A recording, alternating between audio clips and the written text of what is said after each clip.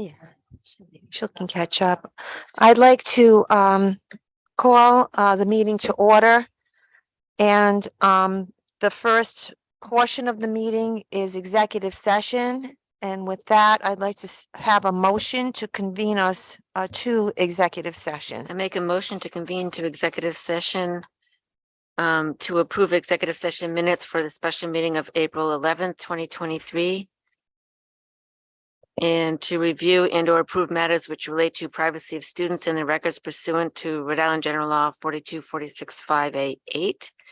And to update on Cato Field pursuant to Rhode Island General Laws 4246A2. And the first one for approving the executive session meetings was for law 42465A2. Okay, thank you. All those in favor? Aye. Any Aye. opposed? Okay, thank you.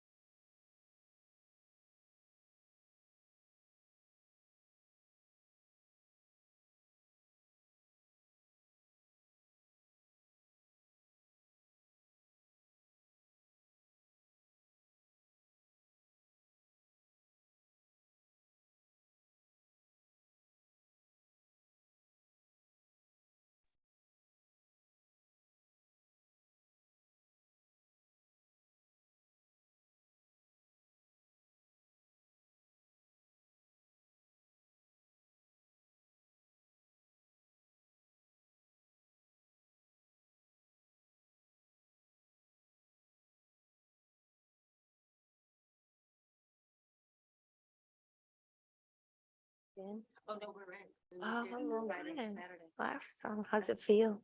It feels good. Yeah. Feels good. Can't find anything yet, but it feels good.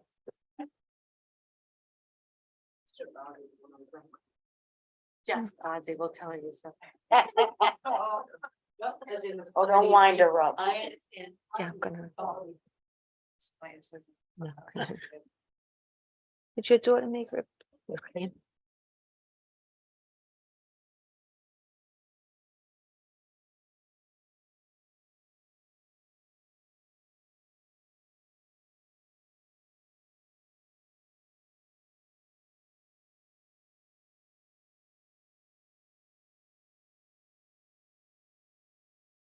Testing. Yeah.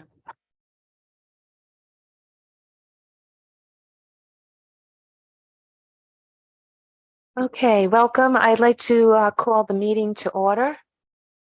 And I would just like to note that prior to us to this regular meeting, we did convene into executive session.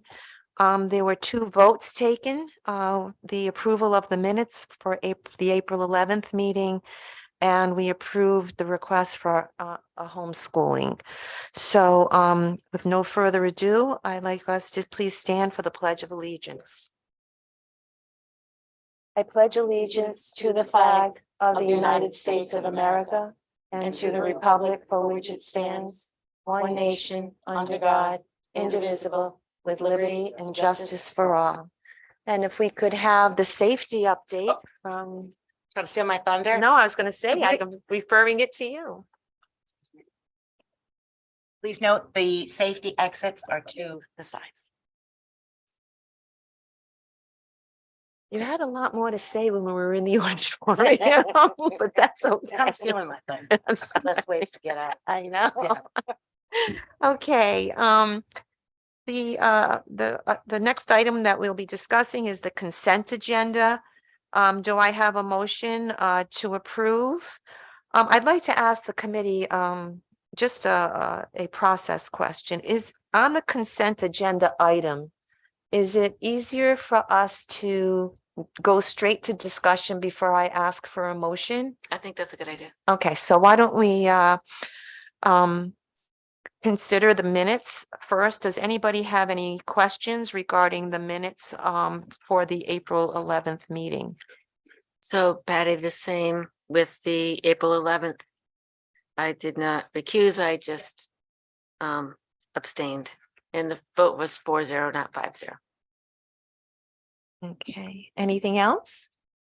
Okay, and then the next consent agenda items are the bills. So do we have any discussion on any of the bills that are being presented to us tonight? No. Okay, So I'd like to make a motion to pass the consent agenda to include the regular session minutes for the special meeting of April 11th, 2023, with the additions as noted by Erica, and bills from the general fund for $610,521.68. Grant fund bills in the amount of $81,767.70.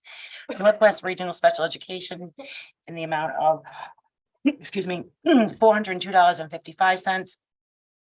And other capital projects funded by impact fees in the amount of $81,446.00.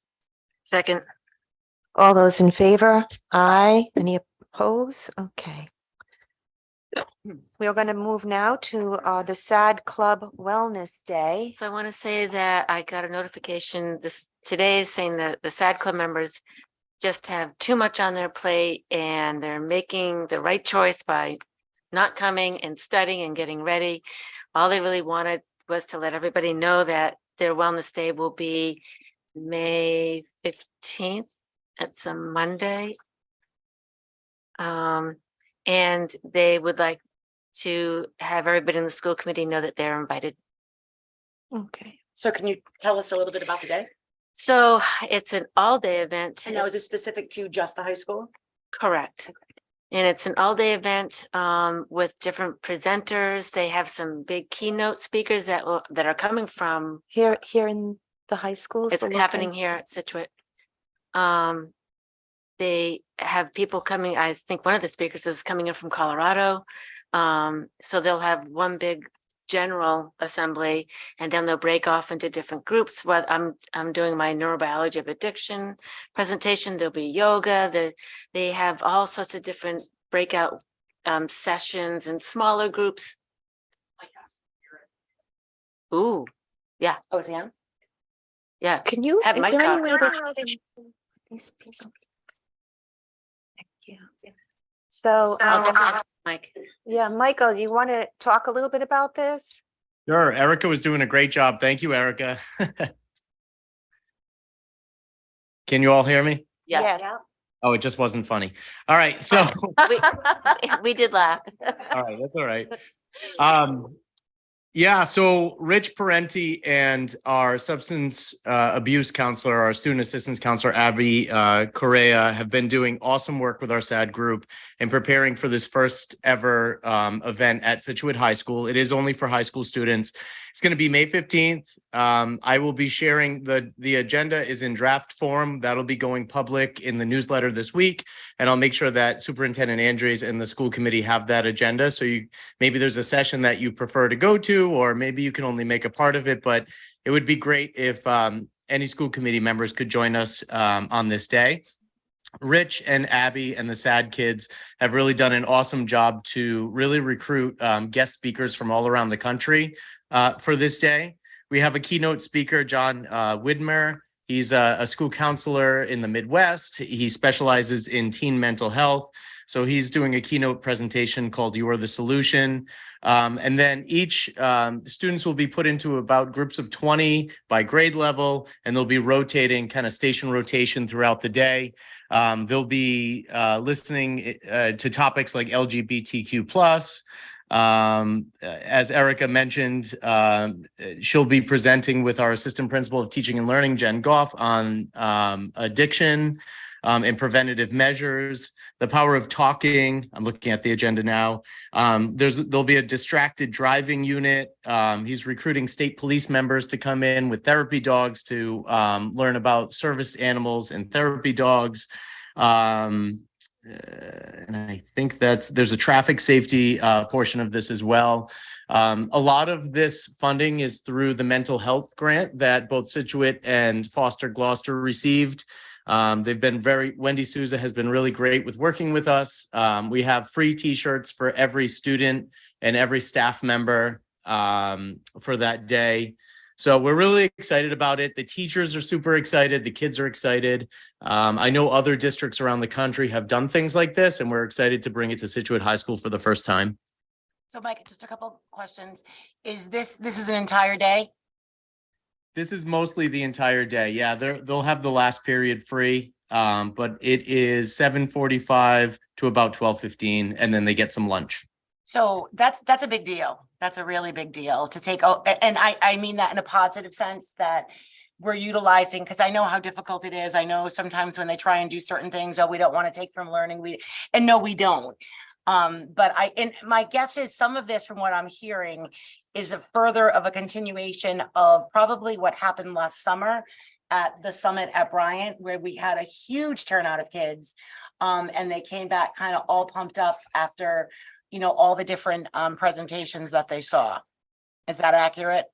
Absolutely. You're absolutely right, Colleen. This came from that Bryant University summit. And the kids came back so inspired that they said, we want to do this. They had presented to the school committee last fall, and then they've been working ever since to put this all together. It was going to be a half day. And then Officer Parenti came to me and said, I know you really only wanted a half day, but these kids are super excited. And I have a bunch of guest speakers that are lined up. So we decided to do mostly the whole day. No, and I think we need to stress that to the kids, because I think, and just some of the feedback that I had received as a parent is, I didn't think they thought they'd get a full day. Do you know what I mean? Because it's so hard. It's just hard to get everything in. And I know it's being presented by SAD, and that kind of makes people think it's just about, destructive decisions and things of that nature, or substance abuse, but it's not. It's like what it's termed. It's a wellness day, a mental health wellness day that I think kudos to you and to the teachers for being able to carve that time out to do that for these kids. I'd love to be there for a part of it, and I would also love for the kids to report back after. I knew they couldn't get here now, but just to kind of see, what they were able to achieve during that day. I Absolutely. also, honestly, not to interrupt, I also want to give kudos to Erica McCormick because honestly, Erica has been involved with the SAD group from the beginning. So Thank you. top of all the other people, I also want to give you credit as well. Thank you, Kim. Mike, did you happen to get a hold of any media to come and cover this and or Jackie Moorhead? Yeah, so I contacted Jackie. She plans to be there. Our communication company that we consult with will be there as well, and we'll do a full press release and we'll make a video out of this. I want to reach out to maybe Channel 10 and some of the news people to see if we can get maybe a news article out of this as well. Perfect.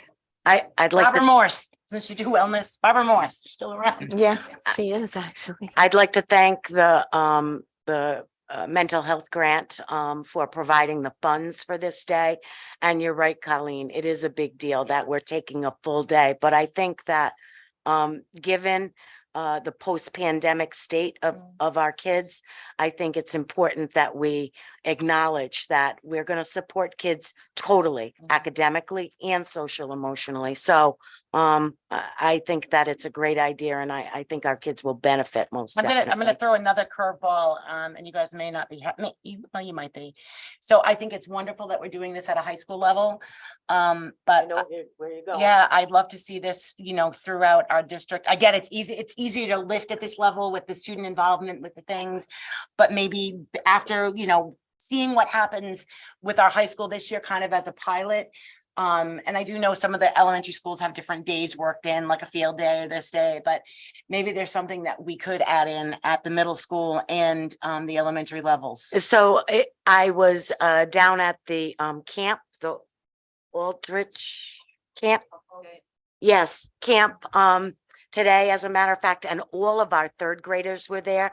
It wasn't specifically for a mental health day, but the kids were all mixed up, and they were playing collaborative games around germs and recycling and those sorts of things. So we're doing different things, I think, at the elementary schools, but it certainly is worth a conversation and an expansion. Or working Duly noted. Or working some of those things into some of the don't take field day away. Like I know Oh. you're big, you know what I mean? Don't say Mrs. Pendergast said take field day away. But maybe there's a way to incorporate some of those other pieces into some of the existing days as well. Because it's Agreed. such an important focus, and whatever we can bring. And again, our teachers are tremendous, but if we're able to bring outside Addition. resources in, not only for our students, but for our teachers, Yep. right? Like to be able to look at things from a different angle. So, I Agreed. think kids yoga would be great. And you have a yoga instructor right here. oh, see that? I volunteer. Okay, perfect. I wonder, and I don't know, but I wonder how this will be received by the high school students because it's done by high school students. It's not a bunch of adults saying, this is what we think is going to be great for you. Mm. They've done all the decision and they've done all the planning. It's them doing it for themselves and their own peers. So I wonder if that'll have a different reception because of that, as Sure. opposed to what we Yeah. think is great. Yeah.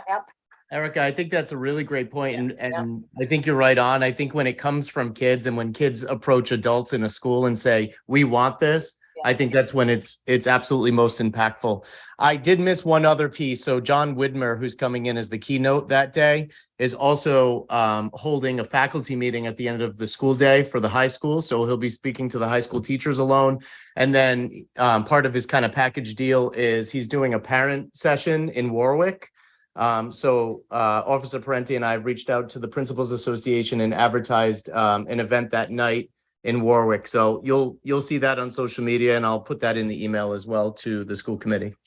Shout out to you too, Mr. Hassel. So, like you said, and I know this to be true here at the high school, we're a small enough district where I know on more than one occasion, students have come to you with an idea for something, whether it be a new sport team, whether it be a new organization, whether it be, so empowering these kids and being able to, so thank you. Because I know it's not always easy to hurt them. They're like cats sometimes, right? With all their ideas and all this is good stuff. Okay, any other questions or Discussion on it? Thank you, Michael. Thank you. I'll be on if anyone has any other questions. Thanks. Okay, Thanks, thank you. The next item is non-renewals of teachers. I don't know if the superintendent would like to speak to this first. I know when I Sure. saw the list, it was like some of those hard to hire positions were on there. So I get why we do it, especially in light of our most recent update on school education aid, which we'll talk about when Steph gets to her piece. But I'm hoping that this is just like we do every year and So this is exactly like we do every year. I would ask that the committee approve the list as presented. We do the same process, and I really was sort of hoping when we changed our fiscal calendar and our budget being approved early, that we might be able to not have to go through this drill every year. But given the state budget is not through yet, and I don't know what those numbers are gonna look like, we have to go through the exercise. So And I think every school district does it. they It's do. not- it's they not- do. Yeah, we're not unique in this, so it It's is, just that, you hate to do that to staff. Just for clarification, and I know the answer to this, but just so per contract, per law, if there's even the most remote possibility that we're not going to be able to bring a teacher back by a certain day, which used to be February, I think, now wasn't, they used to call it like bloody, I think it was like Valentine's Day back in the day. it's June 1st, So it was moved, but we have to provide notification correct, to say there is the most remote possibility that you Correct. would not be back. correct. And all So- these non-tenured or? All non-tenured and least senior in each department or content area. So we construct the list, we sit down with Maureen, we make sure that the list is correct, we have not violated the contract, that it is emergency, you'll see emergency certified teachers here. We have to non-renew those people because by RIDE regulation, we have to repost that every year. And then non-tenured and least senior. So that's the list you have. I am always committed to recalling people as soon as possible. I always want to do that before the last day of school. I don't know when the state budget will come out and whether I'll be able to meet that deadline or not. But that is always my goal. You won't get the budget Probably probably the not. earliest till middle of June. Yeah. John, is So- this like an FYI or do we have to vote on this? Do we vote on this or is this up to the think we- superintendent to make these decisions? Cause it's employees. No, you need to vote on it. No, you need to vote on it It's a because, budget issue. when the reform legislation was put through, the superintendent was given much authority in the area of hiring. But the lobbying forces at the State House did not want to make it easy for the superintendent to have a lot of discretion in firing. So the firing rules did not change.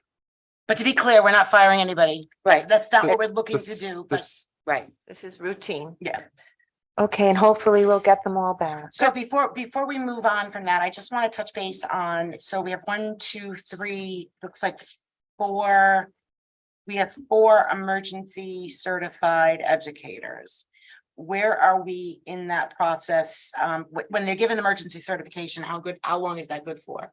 They can reapply for at least 3 years. So they are, most of these individuals are in a program. But even if they're in a program, Colleen, if they're emergency certified, we have to repost it to see if there is a certified Well, and person. I have to say, and I'm so So- that we have people to fill these positions, but ideally, we don't want people that are emergency certified. We want correct? fully certified Okay. people. So no Right. matter what, That's these why posi- we yeah, have okay. to repost Yeah. them.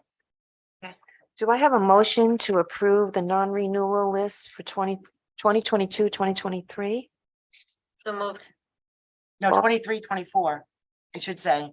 It says It should be, non-renewal. but for 20, it's the school year 23. Is that It's true? written wrong Has on that the got top the of here. wrong date on that? Yeah. Or- Yes, Okay, so it's 23, 24. Yeah. do I have a motion to approve the 2023-2024 non-renewal list for teachers?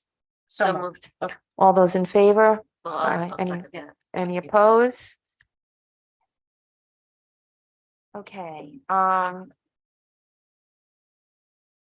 we're moving on to the parent opt-in for transportation, and I'm gonna turn that over to you, Lori. This is a conversation that we have had in the past, and you have a letter that I have drafted that outlines for parents an opt-in model for transportation. So I would ask that the school committee approve the distribution of this opt-in letter for transportation. This is and I'll- used in other districts? It is used in it. I used the model from another district that has been implementing this opt-in model for a So number Lori, of years. just for those, we obviously know what it is. We have the letter, but just a brief kind of Sure. to our And, viewing audience. and my plan is to do a video to send out to parents good. to explain the opt-in model.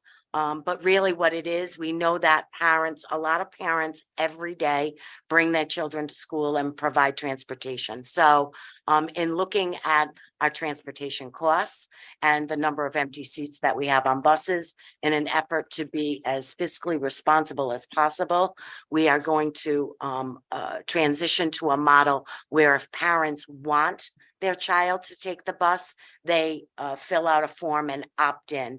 And we will then design transportation routes based on students and families that are actually going to use the transportation system that we provide, rather than running routes for all children, regardless of whether they're ever going to ride the bus or not. So I think it's very important that we really get this passed. This is a big change, and I think we as a committee would support that change. We saw, I think it is a second reading of the policy on this one. It's not. It's not a policy. Oh, policy. sorry, the letter. Yep. But, oh no, we have a transport. Okay, but we're gonna have I to move. understand. to- Yes, yeah. that's fine. But I really feel as though we're gonna need to really get the message out, video, letters, that, because this is a big change. So It is. People just to, I think if people understand it, I think a video is a great idea. It makes a lot of sense. Why are we paying for runs that we don't need? We may or may not be able to consolidate based on the geography of our town. Until we get the responses from parents and see exactly who needs and wants transportation, we will not know what those, we'll have to then And use that our goal is to start this for September. September. And I just would like, if I don't Yeah. mind just jumping in, I do want to just remind everyone that a single bus, when they're coming in at 60% capacity, it's like $65,000 to $75,000 a year based on our new contract to run a bus. And if, I'm guilty. I signed up for that bus every single year, and every day I drove my sons to school. Because I couldn't make the bus. That's a lot of them. Happens. So I get it, but I never realized, that, we could potentially have saved money for the district. So And funds that I'm we hoping don't, people are mindful about it because it's so expensive. it really is, and funds that we don't spend on transportation that we Put don't it in the need, class. we can then reallocate to support and services and Yeah. things that students do need, right? Run wellness with the middle school. So you need approval from the school committee for this letter? I am requesting a motion to allow the superintendent to distribute this. Do I have a motion? So I just want to, okay, I think, and I just, because I did read this before. I also like that piece, and I don't think it's in here, about how you're talking about efficiencies and doing this. I'd like to see just something added in there, just those words that just came out of your mouth, Lori, that these savings can then be Be turned, do you know, directed. whatever, however, Yep. because I think that sends the message home. even- I'll add something. And just so everyone knows, there are inherent that if circumstances change or there's, people Yes. can opt back in. It's not a forever thing. You're out Correct. and you're done. Obviously, we do need to provide transportation to our students. But it would be on an opt-in basis, so. Okay. Do I have a motion to approve the letter with the recent recommendation from Colleen? So I make a motion to approve the letter. I just, which would be contingent upon obviously us passing our transportation policy, because we're not gonna need to update our policy to reflect these changes, but we need to get this, that's here. Is the transportation policy going to be tabled tonight? That is No. not on the agenda tonight. We're gonna Oh, put I it. thought you, Palace Transportation. Oh, good. I'm thinking of attendance. Okay. Attendance of minutes, I do. Transportation is on the agenda tonight. That's not like you. but are we moving forward with it? I don't want this to Yes, be. we We are. are not tabling the transportation. Did you It is- text me tonight? about That is the, that's the field trip one. Okay. So we have, Education out and of it's a school. second, it's actually a second reading tonight. Yes. So after tonight, that will become policy. So Lori's letter It'll be in following line, is yeah. going to be. Okay. All right. So do I I have a second. motion? Okay. All those in favor? Did- We're all on. All those in favor? Aye. Any opposed? Okay, that's great. We've been trying to do that for a while. Thank you. No, thank you. Okay, our next is a presentation by Ozzy, ESSA 3, the amendment and the vision ahead. You like some play music to that. Don't do that, you might start dancing. Hoping she drinks chocolate again, but.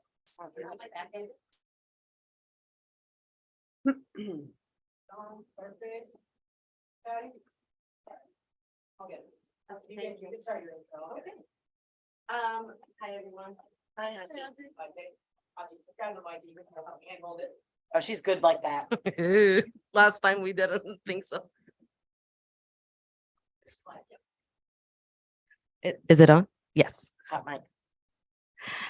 So before I start the presentation, I wanted to say that SR3 was something I worked with when I was at Wright, so I was familiar, but what a detailed document that was. So our deadline was March 31st to make some amendments and resend it to Wright. Oh, that was fast. I was gonna try to kill some time here. All right, so next slide then, please. Okay. So what I bring to you today is based on what was done prior to me coming here, and also what we have continued to do so with the help of Ms. Blanchett. So we made some decisions based on where these four areas intersect. So we had done, or they had done, a comprehensive needs assessment. I held 2 faculty meetings, one for the middle school entire faculty and one for the elementary schools, all 3 of them together. So we did a root cause analysis with all the teachers. We made sure that what we were making decisions on were aligned with our school improvement plans and strategic plan. And finally, we were able to include all of our stakeholders using a survey. So we got responses, as I presented last time, from staff, from students, and from families. Next, please. So based on the Education Accountability Act, every single school in the state that has below 80% proficient in math, ELA, and science have to include a goal on their strategic plan. That includes everybody in the state, minus 1 school. So obviously, our focus is going to be on these 3 content areas. Based on the findings, there are some needs for supplementary resources for writing, some phonemic awareness for K2 and even higher levels, but really we're thinking about K2 first and then intervention for grades 3 to 5. And then we have to revise our American Reading Company scope and sequence to kind of align it with the topics of the RICAS. Doing all of that requires some resources, some staff to do the work. So I just wanted to present it to the committee so that if you see some postings or if you see some committees forming, I wanted to have your approval, hopefully and thankfully, in advance. For math, there is going to be some changes in the transition of grades 1. Grade 1 is going to be changing their curriculum to what they're using grades 3 to 5, because teachers decidedly told us that the transition has not been very easy for students in terms of math vocabulary and what they do in grade 1. Also, we are going to collectively work on some common formative assessments that are aligned to RICAS type questions and also are graded that way. Because right now the curriculum does allow for some partial credits, but RICAS is yes or no. So we want to just get a baseline of how students are doing if it was RICAS today and how can we remediate and make that performance better. In science, it was decided that the 3 elementary schools were doing some things different. Each of them were doing either a different curriculum or not allotting time the same way. So that is an area that we're going to try to fix by going to one program for all 3. And Clayville, out of all 3 elementary schools, had the highest scores in science. So it would just make sense for us for now to take on what they were doing. But by rights requirements, by 25, 26, we have to have the high quality curriculum material. In the meantime, we're going to use gizmo that Clayville is using, and then look for and pilot a curriculum K through 12. We do need to make the time spent on science more equitable. A lot of our students and also parents had said they wanted, and we're missing that hands-on experience and exploration in science. So we're going to be talking to the 3 elementary schools to make sure that the time spent on science is valuable and meaningful to the kids. And yeah, some professional development for the teachers. So before we go to the next. Absolutely. So I'm looking at these goals and, or Sorry, I'm not facing you guys. It's weird. So I'm looking at the priorities, and obviously ELA, we have, something K through 12. For both math and science, the priorities that I see listed here are, so RICAS is up through grade 8, correct? Yes. So I see nothing in either of these 2 priorities for math and science at our high school level. So these are the ones that are only impacting us with the fiscal portion of it on the SR3. Otherwise, the goals and the action steps that are in our strategic plan are K-12. And the second one, the common formative assessment, is going to be for all levels. So that's not elementary focused, but these were the Yeah, it says- areas. This one says common formative text at each level, mirroring the questions and grading on RICAS. Yes, so RICAS is K-8. Yeah. Yeah, so it's not elementary focused, it's But elementary again, and middle. where are we with the high school here? The high school doesn't need this need. We have, I can tell you what it does, but it's about the SAT and PSAT. Yep. So we're going to be working on their math lab and ELA lab that currently exists. We're going to refocus that to be either intervention or enrichment. So the enrichment part of it would be SAT and So PSAT this prep. piece right here, what you're showing us right now, is where we need to invest the money. Is Yes, that- okay, yes, Thank you. absolutely. 'Cause- Yes. Kind of along the same lines, that Colleen was, moving. Sure. I think the committee's been pretty clear that the middle school was where we wanted to really try to keep our focus, not that these are not priorities. I don't see, could you talk to me a little bit about where we're honing in on the middle school and these priorities? Especially in science, I mean, I know that was the first time the science exam was given, but we have a lot, we only have one way to go, and that's up for our middle school science scores. So and I'm hoping that the professional development will help our educators better understand some of the curriculum and the way to deliver it. Does everybody have new curriculum in the middle school for Yes, so science? I was going to say that Amplify Science is the only curriculum that has been green lighted both for usability and And alignment. that's really, It's an amazing- really highly recommended Absolutely. curriculum for science. And so with that said, if we provide the professional development to our teachers through K through 8, are you confident that that would be kind of like the help that's needed for the students to really start moving them forward? So the biggest 2 parts or the root causes that came about from our middle school faculty meeting was this, that the 6th graders were coming in with different abilities and different expertise or exposures to the curriculum. So our number 1 is to bring them all at the same level with the same kind of vocabulary and from gizmos. So that was the first one that came about for the middle school that will help our middle school actually not have to differentiate so much between 3 different schools, but just based on students. When they said that to you, I know that God, that must have been 4 or 5 years ago. That was something that they had talked about mathematics and as well as ELA as well. And I'm not sure, as the middle school must be getting the cohorts of students that have gone all the way through, has the middle school seen that much of a difference when you have students coming in that are kind of like been hearing and listening and learning The same. the same types of curriculum and it's being delivered the same way. Have they noticed a major difference in that? And when do they might see the impact So, of that? Before you, just to kind of touch base on that, so I want to say, so we did some pretty heavy curriculum revamp. 4 or like Five, 4, 5 how, I would say the most 5 years ago. 5 years ago. However, we had a Pandemic. little thing called the pandemic in between. Yeah. So how that skewed, do you know what I mean? I Yeah. think I totally go with what your questioning is, but I don't know that we've been able to see the full benefits of an aligned curriculum yet due to those years of, I know you don't. So when and that's an important Yeah. point, and I get it. However, And I'm anxious because I've been at this for 6 years now, and I was hoping we would see, it'd be much further along by now. But during the pandemic, was the new curriculum available and being delivered, even though it was in this crazy chaotic time?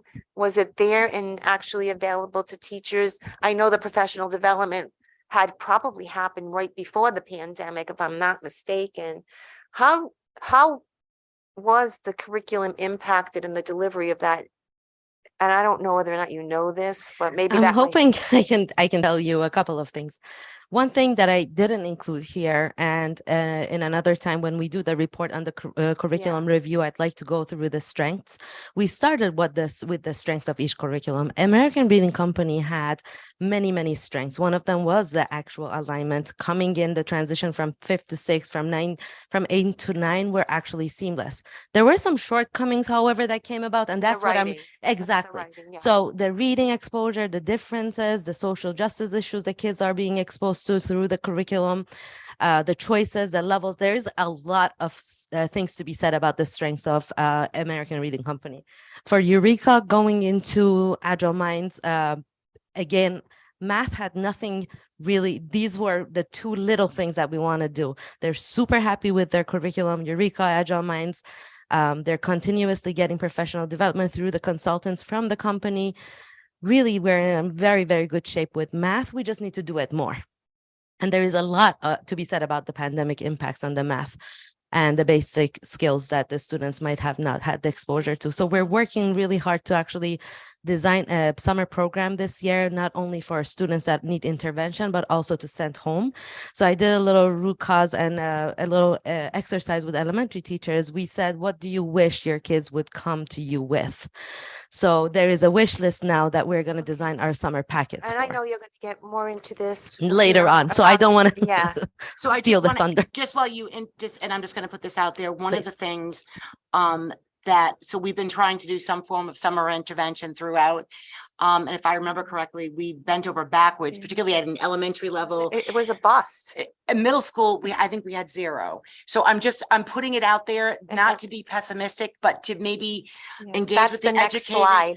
to figure out what exactly, how we get, because we can, build it, but will they come? That, right? Exactly. That's- So our hope is to make it a fun. It's not really a punishment, but if it's engaging and really a way, almost a camp-like that works in those skills while having fun and doing hands-on experiences, especially middle school is where we want to grab them to be there. But I know that's going to your next slide, right? As far as what you're going to be spending the money on. Yes. And I have to tell you, I Yeah. am really disappointed. Okay, let it go. I'm sorry, Let it I go. already saw it, but I'm not. We're because disappointed of about what? everything that you just said, and I've been saying it. I mean, the data does not show that the kids present. They just don't.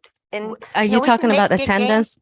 I'm talking about the summer attend- program. In attendance? Attendance and it's Sure. and it's really, you can make it fun, but the parents, I think that our administrators and I think our teachers as well have gone to the parents and saying, your child needs this, we can help your child, and they still don't come. So I just don't know what the answer is, but I know it hasn't been summer school. And see, summer I will programs. say one of the problem is, and if you say they need to come here for 2 hours, that's a big burden on the parents. The parents are going to work. They're gonna drop them off. How are they gonna come back? Come up with a plan. I don't know if it's possible for you, because I know a lot of children are dropped off at the Park and Recreation in our town. That's what we're planning to do. we It's did gonna it. be held at the Yeah. Hope. Yeah, There was a coordination of that Okay. before where they were able to, in transportation to and fro and, yes. and we still didn't, but I know we sound like. better though. Yes, was and better. again, I don't want you to think we're being pessimistic. No, I no, just no, want us I- to be realists, right? Like, what's Absolutely. that And we did do a grab? little bit of It's a now. Time opportunity that we have these extra funds to really support 100%. kids. And I'm like, these are not like one-time thinking out of the box strategies for me. I just, Oh, so there's, let you go. I know we're kind of like jumping ahead. Let's let her go and then we can maybe. yeah, jump now up. that we've annihilated her, right? I'm Right. sorry, Alex, go ahead. No problem. Honestly, chocolate I did next not change anything about the summer programming. It was already in ESSER 3. What I did want to tell you here is that we did do a little bit of analysis of the students' progress that did attend. There was about 35 students in elementary. Many of them, 8, I think there was 8 in middle school, right? there was 25 between middle and high school. But again, we are changing a little bit of the formatting because it wasn't Ingenuity.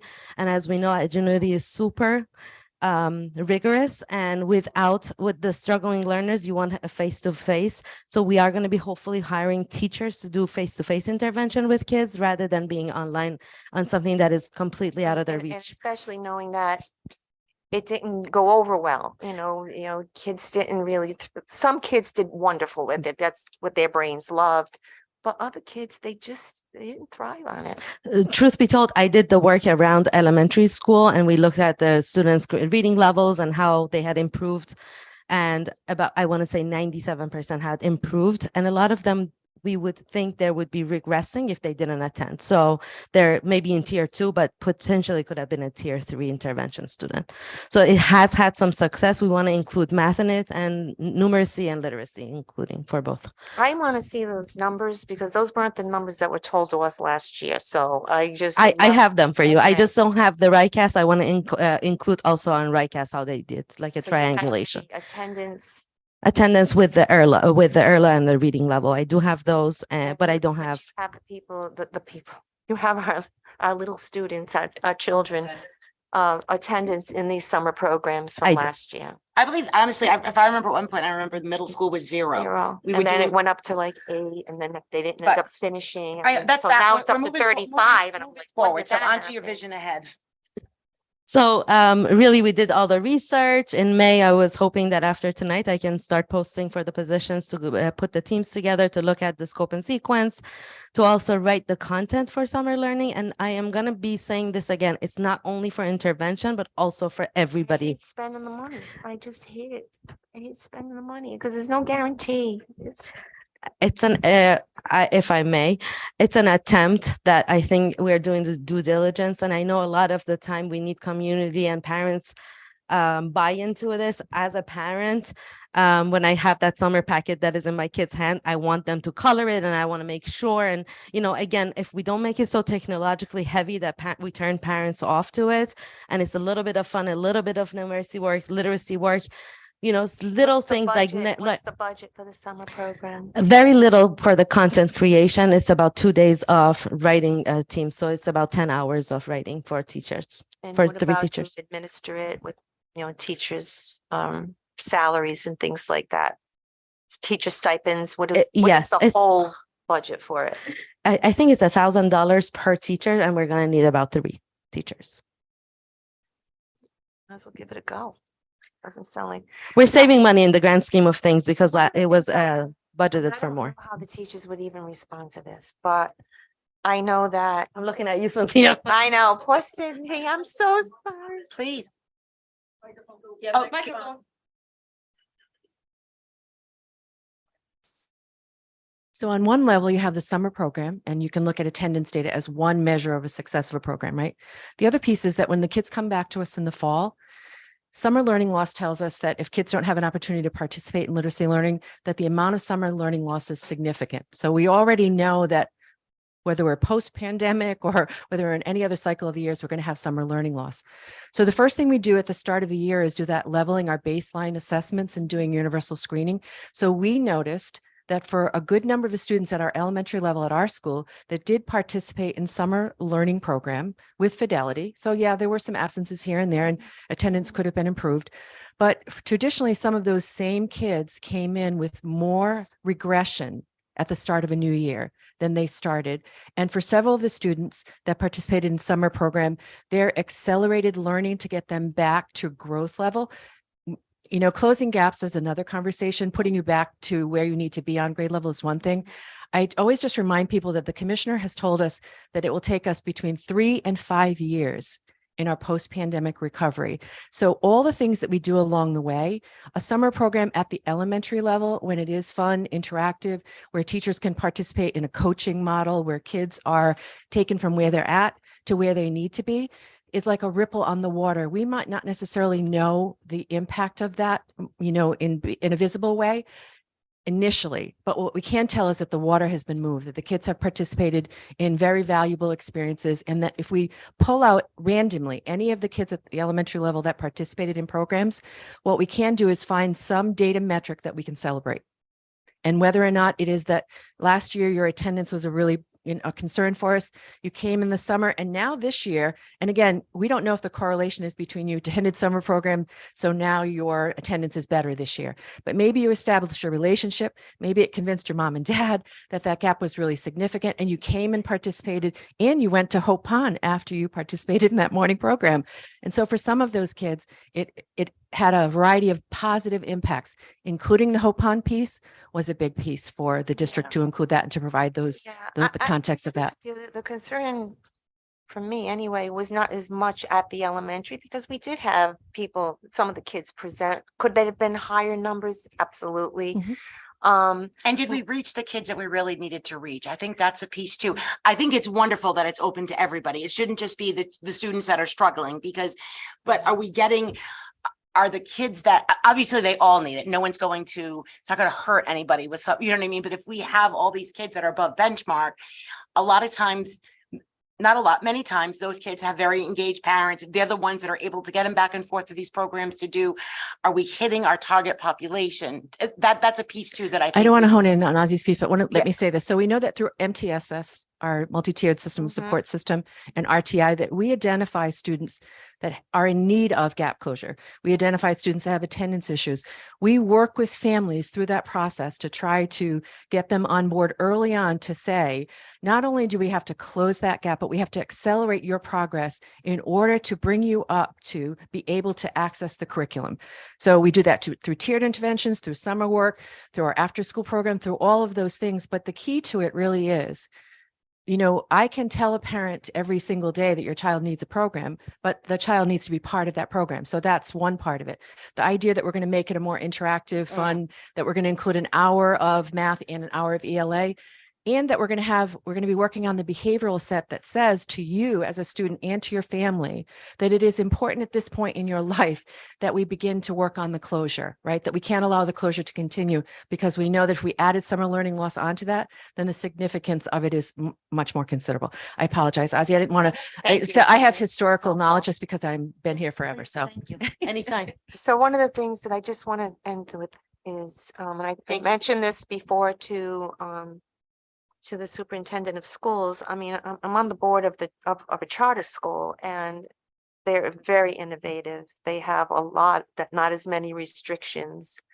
And what they've done with these opportunities was dual teaching. I mean, they brought the teacher, an additional teacher, into the classroom, retirees, wherever they could get to come into the classroom, and where you have, you know, those students either on the cusp or significantly behind, you know, you have your lead teacher, but that teacher would have available to them a resource in the classroom. So instead of the two students having to present, the interventions went to them. And I got to tell you, you got to see the results. It's unbelievable. And I get it. Where do you get these retired math teachers? I know we had one that just left last year who was amazing. You know, we have a couple of long-term subs that we've had here. And maybe, we don't have it for every classroom, but maybe we could target it to those places where. Yeah, and so for me, I would rather see something embedded into the classroom as a support for an educator, a lead educator to, to try to, really target those students that need it the most. So I agree with both of you, I think. So I think what you're looking at right now, what Yeah, we're seeing right now is what our plan of attack is over the summer, so to say. Yes. Correct? And then how we pivot from there is another piece of it. Now, you mentioned 3 teachers. Is that focused on just at the elementary level? Okay. Yes, I am meeting with the middle school principal tomorrow morning to talk about what the summer learning would look like. She was not there either last year, so this is going to be an opportunity to revamp or remake what did Sure. not work. And that's a great point. None of you were not sitting in that seat last year. The principal, no, so absolutely. And So I just wanted to tell Ms. However, Yeah. just not to interrupt her, she was the curriculum director, so she should have a vast knowledge of what took place in all schools. Yeah, and she So did it give me shouldn't be all of the that big data of a about the learning elementary curve. school. So I appreciate her literally sharing everything that she had done, and I needed. In response to Carolyn, I wanted to say that we did look at something called Paper. Lori was in the office. Tiverton used it and very much loved this. It's online tutoring available 24/7 to all students. It's a live person that you can utilize in a classroom as a small group or one-on-one help. Also, after school hours, a lot of the students that were working right after school were able to get homework help or tutoring from this online. So we are looking into opportunities for in-school and extended learning too for next year. So one of the programs that was put in place, and I was very fortunate to be part of it, was the ELL program. It was a self-paced program. It's ELL certification, self-paced with mentors. It's the That's all. same thing. Mhm. There has to be a body, a present yeah. for, and even though they're doing things online or they're doing these through any kind of The live person. an instructional platform, you have to have a mentor there and checking in significantly, continuously with that student. Mhm. And I'll tell you, that program is very, very successful at Roger Williams. And I even put that idea out there, if we're going to do the summer stuff, you have to have a mentor. Mhm. And pay the mentors like you're paying pay them, they get so much per head. We were paying them so much per student. That's that- exactly what this company Is that actually what is that offering. is? Yes, It yeah. Yeah. So there's opportunities out there, thinking out of the box. It sounds to me like you've actually have looked at that one at least. We're looking at a lot of things to make the best decision that All can be I'm- all I'm sustained too. asking, of you and our superintendent is just try to take this opportunity and let's get the biggest return we can on this investment, because we may not see something like this for another long time. 100% agree, and that's why I'm here. So if you don't have any questions, I'm gonna just go into the strategic planning, which I think should have been backwards, but it's okay. No, it's the next document, sorry. So strategic planning overview is tonight. However, we do have to upload our document to RIDE by June 1st for the strategic plan and July 1st for school improvement plans. I'm happy to say school improvement plans are all almost finalized. They're voting the last 2 schools this week. Strategic plan is uploaded today on the RIDE. It's a very cumbersome. Thank you. So I'm just presenting a very quick snapshot. If you are if you want to see everything, we can send you that document too. That's why I made this but Wright actually has been using this for our school committees. I'm sure the teachers are gonna use every page of it. We're hoping. We have modified the document for use. How much did it cost for us to hire these consultants? Was it something that was offered to districts or did we have to hire them to help us? No, we hired them. What was the It total? was 10,000. Very, very reasonable, actually, because at the time I was at Wright and there were districts that were paying a lot more, a lot. I was very actually happy. Mission vision of the school has not changed. Next. Please. The values are the following. So the priorities are the important ones. It's recommended between 3 to 5. We have 7. We looked at the entire admin team looked at all the priorities and the goals. They were not willing to let go of any of these because they were important to them. So per priority, we have 1 SMARTY goal. I did break it down. It was improving all of the academics. I broke it down so that we can utilize Wright's platform a little bit better for progress monitoring. So improving math, ELA, and science, improving social emotional learning. And, the beginning when we talked about SAD and all the wellness things, that is going to be a part of our goals and action steps moving forward. So I'm very much looking forward to increasing opportunities for all levels. We are also going through the NEASC visit at the high school. So priority number 5 is specifically about looking at our vision of a graduate and just going down to all elementary levels to make sure that we are moving towards what we think a graduate should be from the Scituate High School. Then we wanted to personalize our learning for our students through pathways, through individualized learning plans. Also, we wanted to be very intentional about our professional learning opportunities for our teachers and give them choice regarding not only the state mandates, but their interests and also needs that we identify through walkthrough tools. And also we wanted to improve our partnership with community stakeholders, including parents and businesses in the community and colleges. Now, I don't know how you want me to go through this because they're SMARTY goals. This is the format that the Wright needs us to have. So we have to have a beginning and an end point, and we have to say by what year. What I'm just going to do is give you the math example. Math and ELA have the same initiatives. So we wanted to improve from 41%. This is for the entire district. It's not by RICAS or SATs. This is including all of our alternate assessed. That's what is on our state report card. So that's the 41% coming from there. So we're saying in 3 years, we're going to go up to 5%. Our goal is going to be 80% because that's. I hope that this is just a summary, but I mean, we're not gonna have a district-wide goal, right? We're gonna have it down by levels. So our strategic plan is district. Then each of the schools have a goal that supports this. So for high school, it would be PSAT. So are we gonna see School the? improvement. That's in the school improvement plans. Yes. Okay, Yeah. so once we get this, is this done? The district plan is done.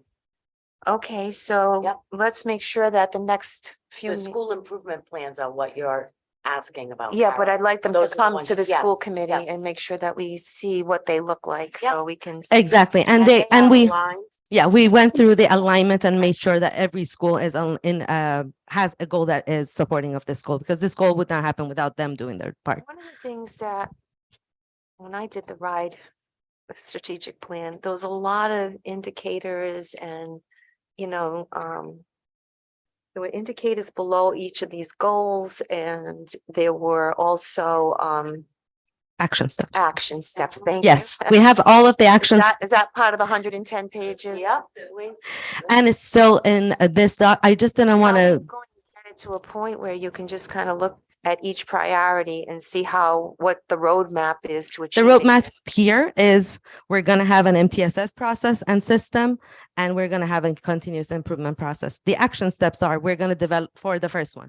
We're going to develop a walkthrough tool. We're going to get feedback. We're going to tell the teachers what we want it to look like. We're going to do short cycles of inquiry with the See it on the document. they are in the document. They're not here, but if you wanted to see the action step per initiative, I can have that for you. It's in the 170 pages. I'm just trying to show you the overview of what each goal is and what two initiatives are. Each of these have 10 action How steps. does it get to be 170 pages? Well, Because it has commitments, it has theory of action, it has funding sources, it has evidence. Yeah, I mean, I was a part of that development. It's very, very cumbersome. Right now, we have the document I can share with you. It's about 110 pages. And there's some spots that we have skipped. And they're requiring every district to put a 170-page document forward that no one's going to read? That's the short answer is yes. The long answer is that I'm hoping that if we live it and if it aligns with the school improvement plan and what we really determine that our needs are, that it wouldn't live on a shelf. I think that when Ozzy shares the full document with all of you, when you get to the place where you're reading the action steps and instead of everything that gets We'll to see the that, connections to the yes. school improvement a- plan. and you'll see Are the school real improvement work. Plans 170 pages too? It's the exact same It's the same template template. and the same requirements. However, what they are going to be able to do at a school level is to align it to our LEA level. So it's about 40 pages. And if we were to ask our educators at this point, what do you think of the school priorities? They would be able to name them, the action steps. I mean, At the school level for school improvement teams, yes. yeah, but you're on the team. We have to advertise them a lot more. Yeah. But I'm more than happy to answer these. I know it's very cumbersome to read the things, but that's why I did a high level initiative. I can talk about action steps. But if you want to scroll through, ELA is the same thing, just MTSS in terms of the interventions for ELA. It is self-explanatory. I mean, it's. Yeah, I very- did a really nice job Did- separating it Did a out. really nice job. Thanks. Is this part of, did you just have to cut and paste it in, or did you have to create another document to explain the 170 pages? I created it, but I shared it with Wright, so they're using the same thing. Since the clip notes, we're gonna send Right. them. Sorry. I can't believe it. Ozzy. I'm very excited because this really aligns with what our data has shown.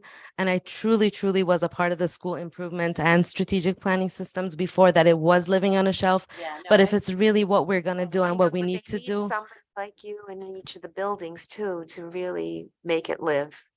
honestly, the principals here have been amazing and they work inviting well me, together. utilizing me, because that's the one thing I came out from Wright with, that I was knowledgeable, but they're very willing and their documents are amazing. We're going to be an exemplar for the state. I'm sure of it.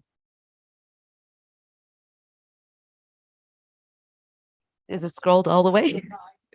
Yeah, keep going, because I think the committee has seen the document before. So if you have questions, I'm here to answer. Lori, can this be on our website? It will be on the website. The plan will most definitely be on the website, but we certainly can link this because it's easier to kind of process and go through. And the other tool that you had designed earlier on when we were looking at the plan, again, is visually so much easier to sort of process where the district's going, what is important, and where we hope to land. So we'll make sure that all those documents get linked on the website under the district strategic And plan. I would suggest that we don't, just my thought, and please, I would suggest that we don't post this as the strategic, until the true strategic plan is posted as well. Because this looks like fluff. If we, it's very clear, there's a whole lot that went behind, you know what I mean? And you could probably verbatim tell us every single thing. I think to just put this out there, it looks just like, oh, we're gonna do, no, there's a lot more behind this. This isn't just, so, oh, you're gonna go from 40 to 70. 41. Do you know what I mean? So Plus it that's just reminds my everybody thought. how I long don't know. I 100% agree. The last page of this will be a link to the actual document. But again, a lot of the schools were looking for a tool that was not 170 pages for the community. Yeah. Yeah. And I think for a lot of parents, that's good, but that if there's gonna. If they wanted like, to well, look what do more. you mean? Like, how are you gonna do that? Oh, here, it's right here. 100%. Can I ask you a question? Have Absolutely. we tracked a grade or grades? So say a student, say we started this 7, 8 years ago, and we tracked Yeah. numerous grades each year, 4th, 5th, 6th, 7th, 8th, 9th, 10th, 11th. if we've done that, have we seen the scale slowly go up or go up and down? So say, I know Caroline's always talking about the middle school. Have we seen where they do fairly well in the elementary and then they start reaching a higher degree of education or going that way? And then there's a drop and then they start going up. We actually looked at it historically from a personal student growth and also as a cohort growth. Unfortunately, because of the lack of the year, we're missing a data year for the RICAS.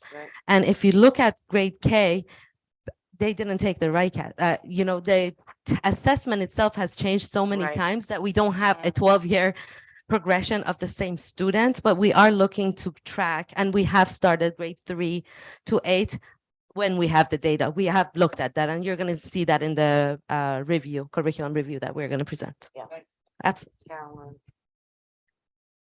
Carol and I spent about an hour today looking specifically at that data and doing some comparisons to other communities and just how our kids, not only in the growth, but in the actual scores and percentage of mastery. So yeah, we're looking at You that. know what else? The other thing about that work that I'm so grateful for is that our teachers, I'm grateful to the teachers that really weighed in. I mean, we really needed to hear from them. Like, how is that working for you? And what are your thoughts? And how can we get it? What's working and what's not working? And I was happy that that opportunity was there. because we- 100% from the high school, 88% from middle school, and about 79% from elementary school. Crazy, unbelievable. It's amazing. It is, and I'm Thank so happy The teachers. that Yes. we heard from them Absolutely. because can't do it without them, Sorry, this took longer than I expected. No, it's No. fine. It's all good. That's us. It's really good, Ozzy.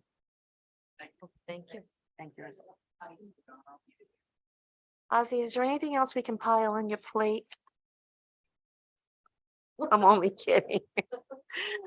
Oh my God, it's so much. I don't know how we did without you, No, Ozzy. thank you for coming. Enrollment analysis. I know that, I'm gonna flip this actually to Stephanie because, Thank you, Ozzy. Stephanie inquired about, you calling it an early day? Her son said, Oh, No, no, I'm her only son's like, kidding. no. Go. Why did you come? You inquired about, we passed that benchmark where they actually update state education aid. So Stephanie reached out to see if there was any changes in our state education aid because they run the data at certain points during the year. And I think March is another point. And so, Steph, why don't you talk to the committee about what you found out and what's kind of driving some of the changes in our state education aid? So our contact at RIDE did say again that there has not been a final decision yet with the state aid. However, they did say with enrollment changes, I can say the amount, right? Yeah. Around $100,000, they think will be taken off. And we had kind of anticipated that from reaching out before. So, we're waiting for the final verdict, but I would feel we need to continue to plan that way. Yeah, and tell them what the main driver of that was. Yes, it is. What's causing that solely or What's, mostly? what drop, why did we drop in state Is it number of education? students? Because of the enrollment, yeah. Sorry, I thought I said that before. That's why I was yeah, like, wait, no, is there did you- something But else? there's several components that comes into state But aid. like when we look at, so can you go through the So- enrollments for us? yeah. Thank you. So Like, I- what does 100,000 equate to? in that students? Oh. drove me to have a conversation with Mark and Carolyn actually asked the question, okay, what does that mean exactly? And what has changed in our enrollment? So Mark and I have sort of been doing a little deeper dive around those numbers. You have the current monthly enrollment sheet in your packet. So you can see that we have a total of 1191 students enrolled currently. We pulled the K registration for next year. Right now, we currently have 85 students registered for kindergarten for September. So when we looked at the decrease in state aid, there are about, RIDE used March last year, 2022 data as compared to March 2023 data. There's a difference of about 32 students for us. So we lost 32 students between March 2022 and March 2023. A lot of those students left in the summer. If you drill down into that enrollment change, But Lori, let me ask a question. So Yep. like we're talking year to year. yep, So for example, this kindergarten class is presently at 79 kids. yep, So if we had a graduating class of last year of close to 100, yes, right there is a 20 differential. yes, So it's not just losing kids. correct. It's that, I think that we need to, It- there's a lot to decipher. here, There but is. Yeah. But Carolyn wanted me to specifically look at those 32 students that we decreased from March to March. Where did those students go? And I can tell you, when we disagged all that data, 4.2% of those students went to a charter school. 25% of those kids enrolled in another CTE program in Rhode Island. 4.2% are now homeschool students. 4.2% of the kids moved to Connecticut, and actually 16% moved to Florida. Now, But again, I those- can give you exact numbers of bodies rather than percentages, because our enrollment is so small. That 16% is gonna be 5 kids. Right, but Right? again, so, but I think the bigger piece too is, and I want us to be aware of this, I don't know if Mr. Hassel's still on, he could probably tell us what last year's graduating class was. Last year's graduating class was higher than 79 kids, I know that definitively. Yes, Right, so again, if it was, like, there's a difference right there. yes, That's not, no children are leaving, it's just the amount of kids coming in our kindergarten class is lower. Our numbers historically, and again, Go up. well, so there was also, and then I'd like the committee to be provided a copy of it. I don't know if you guys have seen it. There, and I'm gonna say the wrong initials, but it's NASDAQ. You want the NASDAQ report? There is, because we Yep. spend a lot of money on that, and I can tell you historically in my however many years I've been here, they are pretty spot on. That Yeah. when we look at the ebbs and flows of before, when I look back, when we first came out, I want to say we had close to 1,500 kids in this district at one point. We were busting at the seams. This was nothing about CTE kids leaving. This was Yep. nothing about, it was a decline in population. Right. And you saw it pretty much throughout the state. So I think we always have to be aware of that there's various pieces, but that, and again, it's pretty amazing how they're able to. And when you look I'll back get you a copy of that historically report. of what they projected and what came to actual, it's kind of crazy. Yeah. Like, it's like, They're pretty darn Yes, accurate yes. generally. If, to continue that thought, Colleen, if you look at our our 12th grade enrollment, we have 98 students, right? If all of these kindergartners that are registered actually show Yeah. up, we're already down, Yeah, right? just Because like our we've only got kindergarten class. 85. Yep. And I'm telling you, chances are all those 85 will not show up. So it is a complicated scenario, but I was trying to get the information that Carolyn asked Yeah, me no. for. So I think too, one of the pieces when I was looking at this data, is that, so at our lower grades, it's kind of apples to apples where we're like what we've done historically over the years. Mhm. But when we look at our high school levels. Yeah. This includes CTE kids coming Coming in. in, Can you And explain that? CTE kids going going out, correct, So it's, again, correct. I think we're mitigating some of our losses because I think our numbers would have been, and I'm sure Mr. Hassel probably has it on his phone about how many are coming in, Sure. coming out. But I think that's. But when you did, Yeah, that, Yeah, can I just find that 89, Yeah, please. that number of 89 11th graders, that would not be 89 if we hadn't brought kids in. No, because, and I verified that information with your junior class president this morning on the way to, before she left for school. And She she, goes, "Mom, of course it includes the CTE kids. What do you think? We have a separate list?" So she told well, I'm me. glad she said it Yeah, straight. it's that- So a question though, and that's exactly what I wanted to ask. based on the data, are we, and I know that it's definitely mitigating the problem, but are we still off balance? When we did the budget, it looked like it was pretty even. Yeah, and This looks like it's we- actually, go ahead. we could be off balance, Carolyn, until we actually, like September comes and the doors are open. I won't be able to answer that for you completely, because when I did my superintendent's coffee hour this week, what's today, Tuesday? Yeah, it was this week. Sorry. I had parents say to me, I know of 6 kids who are not going where they said they were going. So why don't you send out a notice to parents asking them to update Mr. Hassel if they've made a decision?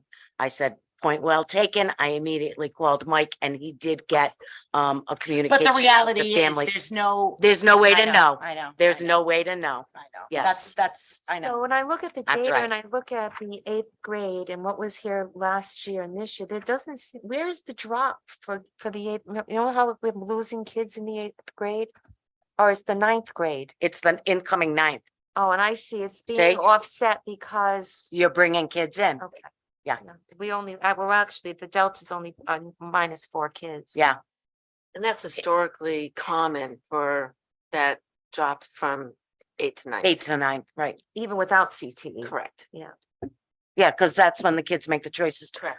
I just private thought, you know, school. we need the NASDAQ data Yeah. because I'll get that last, to the you. last time we ran that, it showed a trajectory of us having a significant increase in the birth rate. But that's before COVID.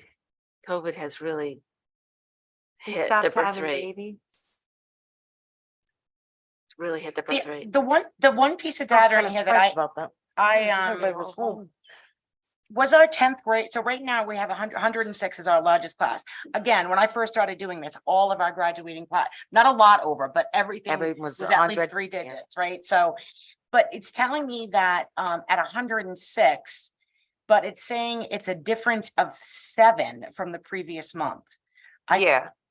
No, this is a Month? month. So I find that hard to.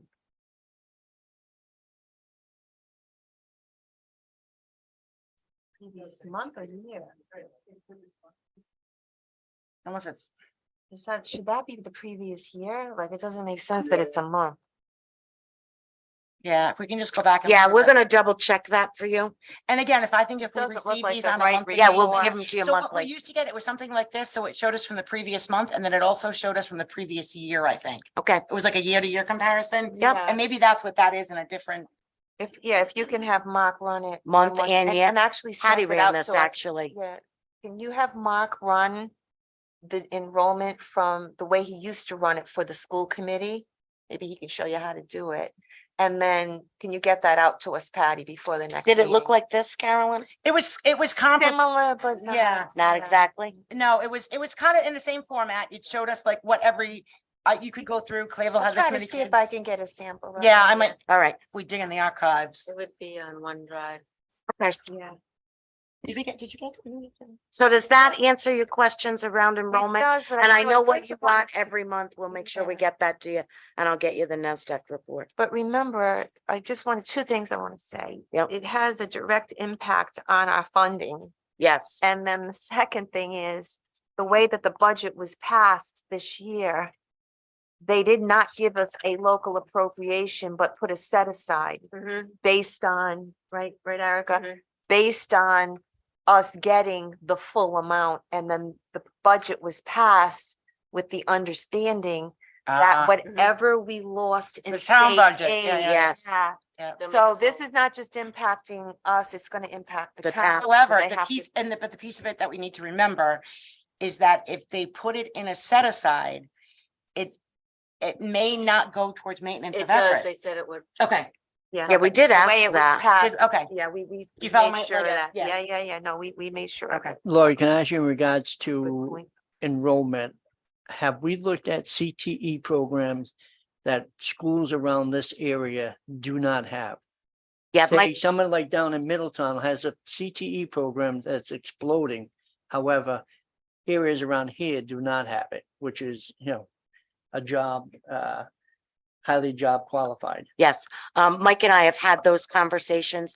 I know that he consistently looks at the programs that we offer, where our kids are going, what the programs they're looking to enroll in other districts. So yes, Kevin, we're looking at it all the time. Just to add to that too, Lori, is that we don't, and Mr. Hassel, I'm sure has something to say about this. We don't get to decide what CTE programs we have. We can petition to RIDE, Correct. and that's a big piece. Correct. I know Mr. Hassel has done a lot of work just like that, trying to investigate, trying to figure out what we can add, what we can do. Yeah, and it's there have not- been, It's not as simple as saying, It's oh, not. you want to do an EMT pro, or like whatever it is. Unfortunately, the state does tie our hands quite a bit on. yeah, and there have been times, based on conversations I've had with Mike, where, you know, he has explored getting an additional CTE program. No, could not get approval from RIDE. So then he tries to put together a pathway. He'll put together a pathway for kids, so that they're able to take the courses that they want, get the experiences they want, but it is not a CTE program. If that makes sense. It does.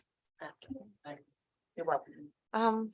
I'd like to, just hold off if the committee agrees on the building committee update. I know that Jay couldn't make it tonight, but I thought that we were gonna have Ray Ray's coming. oh, he Yeah, is coming. coming. Okay, so. Let's take it out of order. Yeah. I I'd make like a motion to take it out of order. Yep. please. We'll put it at the end of the. Do I have a motion? Okay, all those in favor? Aye. Aye, okay. So we'll move right to the superintendent's report. My report is fairly short this evening because most of the things that we need to talk about are on the regular agenda tonight. But I did want to congratulate Paula Barlow on receiving the Golden Apple Award from the Commissioner of Education in Channel 10 last week. It really was a beautiful ceremony. And her 80-year-old dad attended. I have to tell you, nothing pulls at your heartstrings like something like that. It really was very nice, and we should be extremely proud of Paula and the work that she's doing in that kindergarten classroom. Those kids are certainly excited to be learning. So we're fortunate to have her with us, and we're grateful for the many years of service and commitment to our students. So great job, Paula. I also want to recognize Tara Seeger. Last week was a week of awards ceremonies in classrooms around the district, which is really nice to actually be able to celebrate some of the great work that is going on out there in our classrooms. We don't often get to do that. Sometimes we get mired down in the things we have to get better at, and we don't stop to take a moment to celebrate the things that we're pretty good at. So I'd like to recognize Tara Seeger for being named the Genocide Teacher of the Year this past week. Again, her family attended, her two boys were here. She thought they were in school. They brought her flowers. It's kind of sweet. She's like, why aren't you in school? They said, and we're not going back. So she was surprised, and it was really very nice. Her students were very complimentary of her work around the topic and their progress. I would like to report on the work that the policy subcommittee has been doing. We have been meeting regularly, and we are talking about the sexual harassment policy, the discrimination based on sexual orientation policy, our transgender and gender nonconforming student rights and responsibilities, our Title IX policy, the student attendance policy, teacher rights and responsibilities. We have a number of bullying policies. We have 8210, which is the policy on school response to bullying, teen dating, violence, and sexual violence. Then we have 8181, which is the statewide bullying policy. And then we have 8180, which is the policy against bullying. So we're going to try to bring those together and streamline that work so that we don't have repeated policies in your policy manual. So those will be coming forward to the full committee. If you have recommendations on additional policies you'd like us to work on and bring to the top of the list, please just reach out and share that with me. And again, all the other items of note that I would report to the committee are either action items or new business on the agenda. So that really concludes my report. This wasn't on my report, but I did go out to that camp today, and I'm telling you, great experience. Those third graders were having a ball. I took some really nice pictures of them, so I'll get them up on the website. But nice that we are connected with those community partners. And I made the connection through the Arbor Day activity where we beautiful tree. I'm gonna buy one for my yard. I'm sold. Yeah. The kids were great. They were all actively involved in making sure the dirt got back in on the tree, and it was a beautiful ceremony.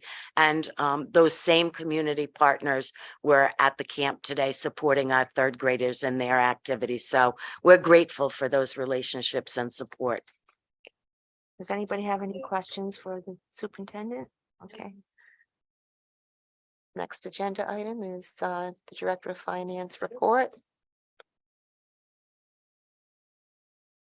So I know you all have the pamphlet, but I did just put a synopsis together as a PowerPoint so we can move through it. You can go to the next slide, Chris. Thank you. I wanted to start with the revenue. I'm not going to touch on everything unless you have a question. I'm just going to do my nuggets that I think are important. I haven't heard that word in a while. And actually circling back to the enrollment, and I guess this will answer the question that was asked. The Medicaid, I'm sorry, the state aid number is based on a quadratic formula. The piece that we were waiting on was the enrollment, but there are other figures to that, like the housing market and the poverty level. And as you can see, we got more than we thought we would, which also has to do with the quarter from before and that the market was frozen. The two that were a little lower than we thought would be the Medicaid budget. And I did have a conversation with the Director of Special Ed regarding this. It does have a lot to do with the logging and the reporting that goes on in order for our Medicaid numbers to, be where they need to be as Are we well. not capturing something that we could be capturing? I think with the turnover, there was a lapse in some of that, and we do have a new process and policy and procedure happening after that conversation. And Because it's one thing for funding to like the Right. things that we don't have control over. Right. I think with the turnover, there was Yeah, no, just at Northwest, there was a lot of turnover, and I think that, we had to kind of get back in gear, and we did have all those important conversations, and we have many items in place now to ensure that perfect. will be timely. Also, they can go back and do that reporting, so that will affect us moving forward, which is great. So they can go back and go for reimbursement for things that they didn't get reimbursed Up for to a that certain we- level. We could, okay. Yep. There was also some transportation that we didn't have last year that we usually do in prior years. So I think when the budgeting was done prior to my arrival, if you look at the historical data, you would have budgeted where they did. And we just didn't have that type of transportation for special ed in that year. And that also is sort of like a log for the Medicaid. Okay. So it was a little less than before. And that's not through any fault of our own. Nope, it's just not- we life. didn't do Yep. Also, the tuition budget was a small shortfall. That I did take a look at the analysis that was given before by the career tech coordinator.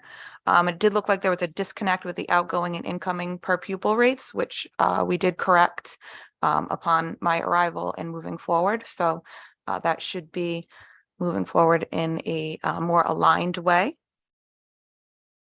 Does anybody have any, I know the revenue is very straightforward. I just wanted to touch on those two things. Does anybody have any questions on those? Is there any way that we can go back and rebuild the Medicaid? That's She what said we're, yes. that's what we're doing. We're Mhm. going back to recapture the 45,000. Or well, maybe Whatever. not. As much all. as we can. Yeah, Yes, as much as we can. As far as the expenses, and obviously we'll go through any questions you all have, but I did want to touch on certain areas that I saw, were a little off. The purchase and professional services. We have talked about this in the past. the diagnosticians and tutoring services. We just had a higher level of social, emotional, and academic needs post-COVID. And you can see that reflected in the expenses. Legal services, we had increased workers' comp cases, the Northern Rhode Island Collaborative, some Cato Field, our regular attorney fees, that was a little over. Property services, I do want to mention and give credit where credit is due. We have new contracts in place for the telephones and the copiers. Rising costs in building and maintenance equipment, other purchase services, advertising has become district-wide and we need it. We need to be competitive like every other school. Athletic transportation that's been needed. And the tuition to other districts, which we've mentioned. Supplies, fuel oil and electricity, maintenance supplies costs. There's nothing really astronomical out of the ordinary, but I did want to mention that those were the areas that were in the red. And this should be the last year that we see these UPOA changes. There may still be some moving forward as the building administrators learn which UCOAs they need to Okay, use, because they okay. can make transfers for based, so we put in the budget that the town approves. And then as the building administrators have the I always say it wrong, the Accountability Act. They are in charge of their own budgets. So if they decide that they have money in this line and they need it in this line, they can make that transfer. So I don't know if that's a violation of our policy, I think. So we need to look. It's under $5,000 they can. Yeah. If okay. not, school committee needs to approve it. It's Yeah. actually 18,000. Oh, it's even better.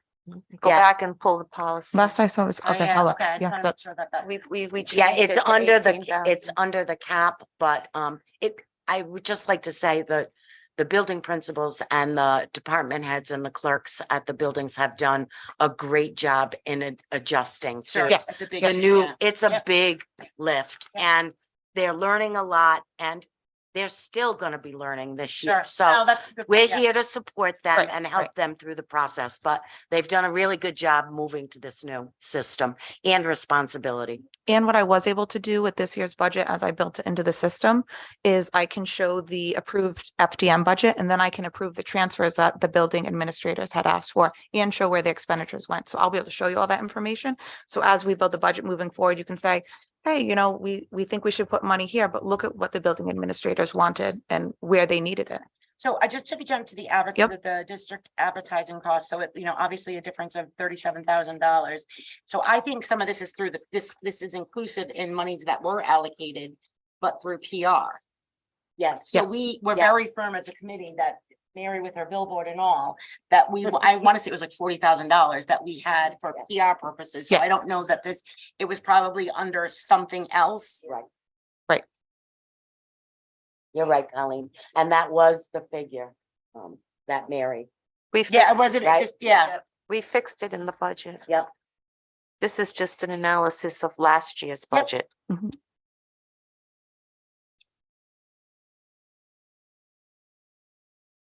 Does anyone have any other questions? I have information on capital too, if you want me to cover that, or unless you want to wait for Ray. I don't mind doing it, but it looks like the housing aid numbers, they still look a little, are they, I changed them. did you change Mhm. the housing aid? Yep. Okay, fantastic. Oh, that's really good then. Mhm. All right. Why don't we wait for Okay, Ray and problem. then you can come up behind Ray Yep. and talk about the budget and because everybody has it and so they'll understand it better in the context of Mhm. what So we Ray's jump going in, to yeah. be sharing with them. Thank you, Stephanie. Does anybody have any questions for Stephanie? All set? No, but this is helpful. Thank you Yeah, for this. definitely. Yeah. Okay, we're moving to public comment and questions. So if there's anyone here or if there's anyone at home on Zoom that would like to come up and ask a question or make a comment, I ask that you just provide your name and your address. If anyone wants to make a comment on Zoom, please go to the bottom of the screen and hit raise hand. It might be under the more option. And if there's anyone here that would like to make a motion or a comment, no? Okay. Okay, going once. Going twice. Okay. Moving to new business, we ask that truancy be put back on, or be put on the agenda for a more in-depth conversation. So, I'd like to turn it over to the superintendent, to talk to us about her request to hire a truancy officer. Thank you, Carolyn. Yes, I am here this evening to request the permission of the committee for me to hire a truancy officer 8 hours a week, 1 full day a week. We're required by law to have a truancy officer. And in the past, the Situate Police Department, the SRO, has fulfilled that legal requirement for the district. The chief and I had a conversation this year, and the police department, through some conversations that they've had with the court system, does not want to continue to hold that role moving forward. When you have to file truancy in the court system, it is a legal charge against, family court petition against the parent. It is a charge against the parent. And so they're trying to move away from that, kind of criminalizing the parent for truancy issues. So I'm here to talk to the committee about how to best fill this need in the district. We have students at the building level that are struggling with attendance. Some of them we most certainly would be looking to take to truancy court and to file truancy petitions. Other families. So initially you said they don't want to make it a family court petition. Yeah. But now if we're going to file someone for that's going to be a family court petition. So we would have to go back through the Situate Police Department. No. No, there are 2 types of petitions that can be filed. One is a criminal complaint against the parent. Right. Which is the failure of the parent to send the child to school. Family court is discouraging those type of cases. The other is a wayward and delinquency petition, which is saying the parent has a child that the parent is not able to control, and the family court needs to step in under those circumstances. The family court prefers to go that route because it's viewed as more therapeutic. You're trying to help the family as opposed to punish the family. The truant officer is capable of bringing both types of actions. However, very few truant officers bring the criminal actions against the parents, again, because the courts don't like them and because the truant officers are frankly uncomfortable bringing criminal charges against parents. Often what happens in those circumstances is in egregious situations, the school department's attorney handles it. Michael Castle, I don't mean to put you on the spot here, Mike, but if you could jump on. Could you tell the committee how many students we currently have that have issues with truancy in your school? Sure. So at the high school level, we follow the attendance policy. And then we have local procedures where we kind of identify through guidance counselors and administration. You know, we send a warning letter. After a number of days, we'll send a second warning letter. All along, we have counselors reach out. We try to, support families as much as we can. And then ultimately, as the principal, I'm given a list of, here's both excused and unexcused absences. I look at that list, and if a student's been hospitalized or, there's extreme circumstances, I would move to not move forward with truancy. I looked at that list today, which I provided those numbers to Lori. I think right now we have, Lori, was that 10? Yeah, Mike. Yes. 10. Okay. So if we had a truancy officer this year, we would probably move forward with filing for 10 cases for truancy. Thank you, Michael. Michael, I have a question in regards to a big part of truancy is they are having difficulty in school. Out of those 10 students, all 10 of those students are struggling in school, or are 5 doing honor roll students who just don't want to show up or feel they don't need to show up? No, I think you're right on, Kevin. There's definitely a correlation between not attending school and not being academically successful. So if I were to look at the grades of these students, they're struggling academically as well. And so in bringing on a truancy officer who would be able to work with building principals and go out and, visit families and support families in that way, I'd also be looking next year to begin to bring the truancy hearings here and run a diversionary court and try to get permission to run the court here at Situate rather than have our families go down to family court. My experience has been they are diversionary court systems are much more supportive and successful in getting kids and families to come to school regularly and for kids to be successful when they are here. One of the things that I think we requested was to just ask about what's happening in some of the other small districts, Tiverton, Little Compton, Narragansett. What are they doing for truancy? John, do you know? And John, in your experience, if there's no truant, we've never had a truancy officer other than the SRO would take, obviously, you do some of those responsibilities.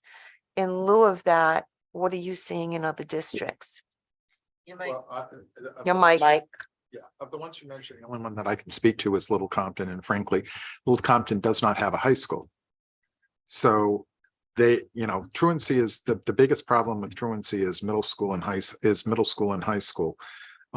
Little Compton only goes up to grade 8, and Little Compton, Well, that's middle school. right, but Little Compton is also frankly little in that they have approximately 20 students per grade, or a little over 20. So it's a pretty intimate place, and it's just not social. It's not part of the social culture in Little Compton not to go to school. Most communities, depending on the size, either have a full-time or a part-time officer. I can think of one that may still possibly use the local police department, but in general, most districts do it the way that the superintendent is proposing. One other thing that schools also use attendance officers for is for residency cases. That is when Johnny says he lives in Situate and somebody has to go out and say, excuse me, that house has got no running electricity according to the meter. Johnny doesn't live in Situate. Johnny gets dropped off at the bus stop by his mother, who's driving in from Cranston. The truant officers in all of the districts I've worked in are very helpful dealing with those situations. And why does the police department no longer want to do this work for us? As it was explained to me, that the Before, courts, after you left, who did it? After you left, Kevin, who did? Was Richard Parenti doing it, or was it? I'll correct that. My first or second last year here, we stopped doing the truancy court because honestly, we probably had 70 to 80 students. And basically, in regards to absences, they count absences and tardies. And you only have 16 of them. So if you have, that's basically a small percentage out of 100. But Kevin, that was, What I'm saying but is. that wasn't. Oh. But are you referring to specifically the in town or the court that was held in Gloucester? So you weren't going to family court if someone was tardy Going to 16? family court at the end. We ended up having it in Gloucester. We ended up having it here. However, all the family court petitions went to Gary Heat Court Complex, the family court. Michael, could you talk to us a little bit about what your understanding is on how truancy has been handled in the last 5 years or so, or since you've been here? Sure. Since I've been here, the SRO was was appointed as the truancy officer. So we would still do the same process at the high school that I just explained to you, flagging kids, warning letters, working with kids. But ultimately, once I, as the principal, make the decision to file for truancy, I would hand everything over to Rich Parenti or whoever the SRO was at the time. And they would, as Kevin Pendergast said, they would then work with family court to officially file truancy. Once those students are in front of a magistrate, usually there's a school personnel who is there. It's either the principal or a school counselor. And, they're there to advocate for the student and explain on the school side what's going on. And you averaged about 10 to 15 students a year that went to court? Actually went to court? In the past, no. At the high school, we've probably had maybe 4 or 5 per year that we would file truancy. And of those, maybe, 3 would go before the magistrate. The reason why I have 10 or more right now is just because we've sent the second warning letters, but since the SRO is not the point person, principals are kind of stuck right now. We haven't been trained on those next steps. Michael, can I ask you if truancy is still a violation of state law? Yeah. So if it's a violation of state law and they're violating the law, I don't understand why the Situate Police Department, even though they might not want to send them to the family court petition, we also have a juvenile, I'm assuming they still have it, a juvenile hearing board. So what happens is they fill out paperwork. They agree that they, Maybe the chief can come and talk to us. right, then. So and it's at my- that point, they would go and speak in front of a panel of people and say, this is what's happening. If you Because if we don't only improve have your 3 or attendance, 4 people, 3 or 4 students on a routine year, once we get back to normal. I mean, even if we paid them a stipend of So like you're proposing 1 day a week? Yeah. And what is 3 students a year? what is the rate for that 1 day? $50 an hour. Yeah, no. So That's what we pay teachers for curriculum work. Yeah, but I don't see the need. I'd rather see if we can try to keep it with our own community police department and pay them a stipend. So, and I per think- child. I think I don't think it's a money issue from what I understand, and John hit on this. And I've been, when you talk to other SROs around the state, they don't want it to be a criminal claim against a parent. They want it to be a wayward delinquency. That's exactly That's, correct. nobody does, nobody has So the why does police it have to- department why- taking these students as, or doing these claims or petitions, as John had said, as a criminal claim against a parent. It's not restorative, it's punitive, and they want more Erica's- restorative response. Erica's understanding is absolutely correct. but it's a law. but the problem is, But instead of the parent, John, we are now gonna file a criminal complaint against the student. No, it's no, not it's a criminal. way, it's a wayward and it's a wayward and delinquent If it petition. goes to And family so does- court, does- Gary Complex, it will become a family court petition. That's an arrest. But there are there are Two different- 2 types, and if the criminal claim is against the parent for not sending the child to school, Mhm. and those go to family court. But there is also a wayward and delinquent petition, and those also go to family court. But as Erica said, And you can't those- have an SRO officer take that kind of a complaint? No. and the Why? answer is yes, you can. You Why can. can't- That's an issue between you and the Situate Police Department. Right, like for me, just give them a stipend if it's 3 or 4 students a year to go Well- down when we have them. And do the wayward, what is it, a wayward complaint? What A did you- wayward and delinquent. Delinquency. Wayward and delinquency complaint. I we're just, not, we would not be paying a stipend to police officers. Police officers are employees of the town of Situate, just like our staff is. Police officers are paid by the hour in the town of Situate, and we would have to pay them under the labor laws by the hour. which is a 4-hour minimum at the top level. So again, so just like when there was a period of time where we financed a significant portion of the SRO salary. Yeah. That was We moved gave it to their budget. budget wise, Yeah. it's so whatever Now it they is. don't want to do. the So work. again, I would love to have a conversation with the chief of police regarding this to Yeah. see, like, and I'm not It's just saying, and if ridiculous. we have to ante up some money, just like we have to ante up money when it's a detail, when it's a this, when it's a that. If historically we've had 3 or 4 cases go a year, for you to suggest that we pay someone $50 an hour for a full day every week, I have a very hard time justifying that to taxpayers. When, I don't know if anyone else was at the town financial meeting, but they're ready to rip our heads off at what we're spending money on. We also created a different position within the school, an additional position within the school, which is the dean of students position. Now, I don't know contractually or otherwise if there's a way to navigate that. This is a person that is in the school that should have a For working 3 or 4 relationship students. with these We students could to know. stipend him. And our goal is obviously not to bring, and I think as Mike said, a court matter, there are so many layers that should be gone through before we're even getting to a place where we're looking at a legal matter. The one thing, and I heard what you were saying, Colleen. In my vision, if I were the parent and I had a child that I just couldn't get to go to school for whatever many reasons, I would have a different response if a truant person, attendance officer, what do you want to call them, would come to my house versus a person in uniform. You instantly feel shamed. You feel it's like punitive. So whoever it is, I don't think it should be in the police department because of that. And But you've done it for how many years? I'm sorry, And- Erica. and it's been done for years and it has not worked well, which is why they're getting away from this, which is why no one's using the police department for this.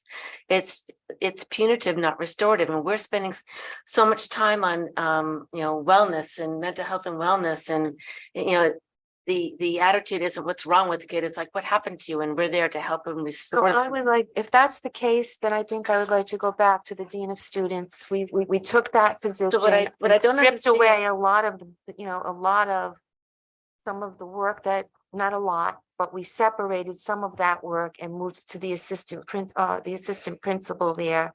And I strongly would recommend, for the sake of the budget, for the number of kids that we're talking to, for everything that you're saying, Erica, with your building relationships with children, they're on the ground with them. They can do everything humanly possible before it gets to this.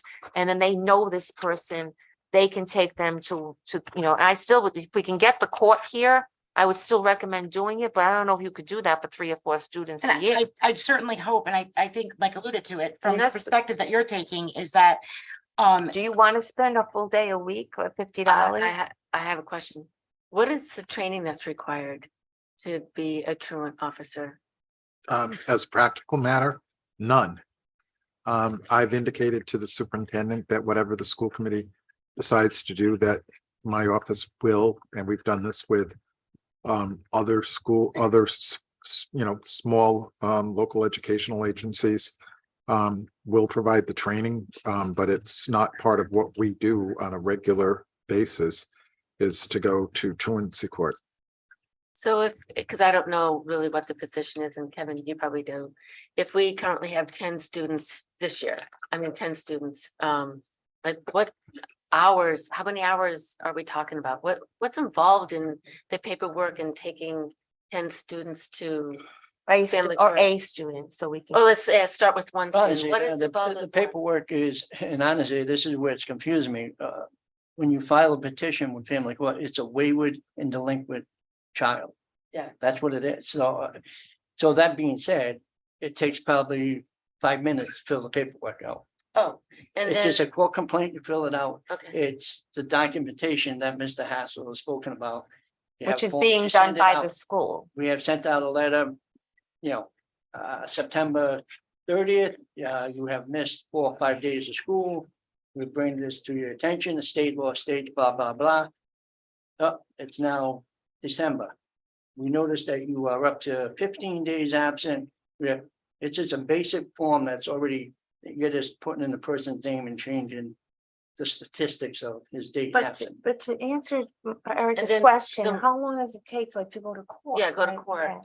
The court, I mean, honestly, you file a petition, they could be there the following week. And how long are you actually in the court building?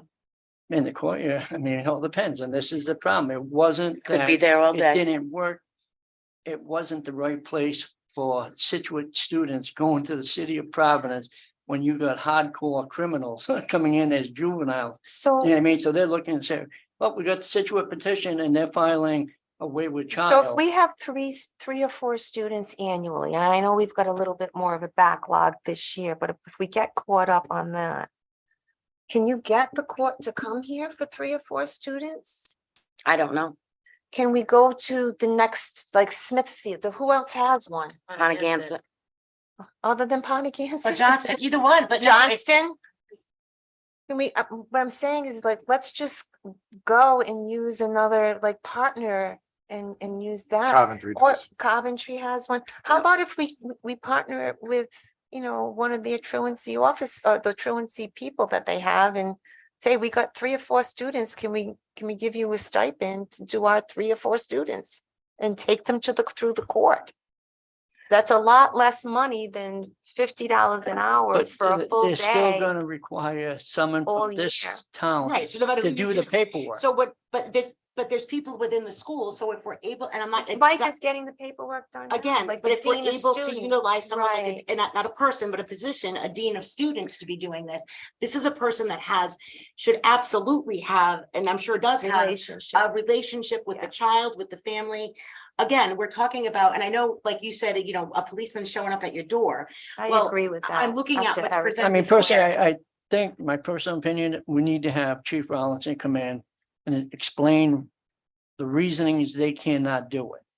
But I think First of it's, all. but I think Erica explained, and it kind of resonated with me, is that it's too punitive. They want to be able to do it. Criminal. Yeah, it's, They need help. they need help, right? They need more of a, so it's, But what is the difference? so I all school understand that. districts are actually moving away from police departments. I doing understand it. that, Okay. correct. However, when you have the dean of students meet with the student and Mhm. maybe the parents, the assistant principal or the principal meeting with the student, Mhm.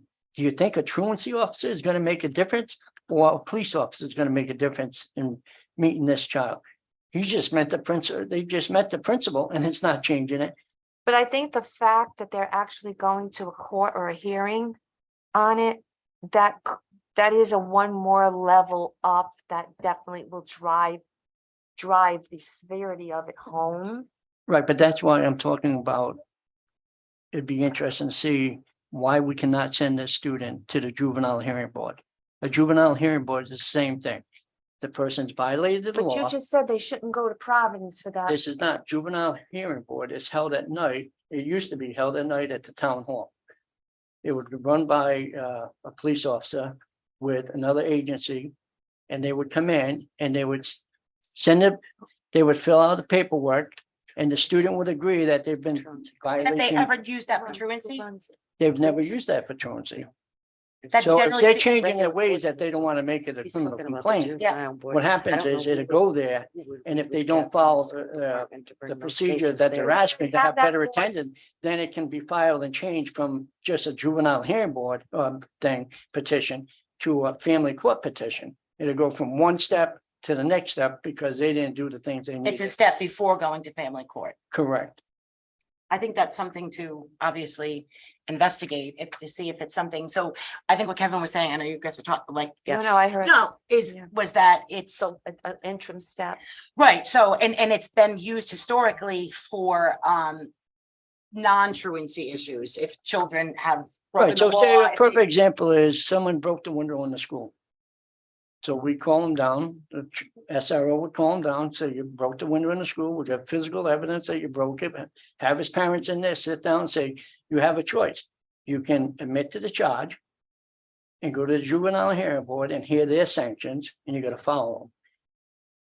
That's your choice. If not, we'll file a wayward and delinquent charge and you go to family court.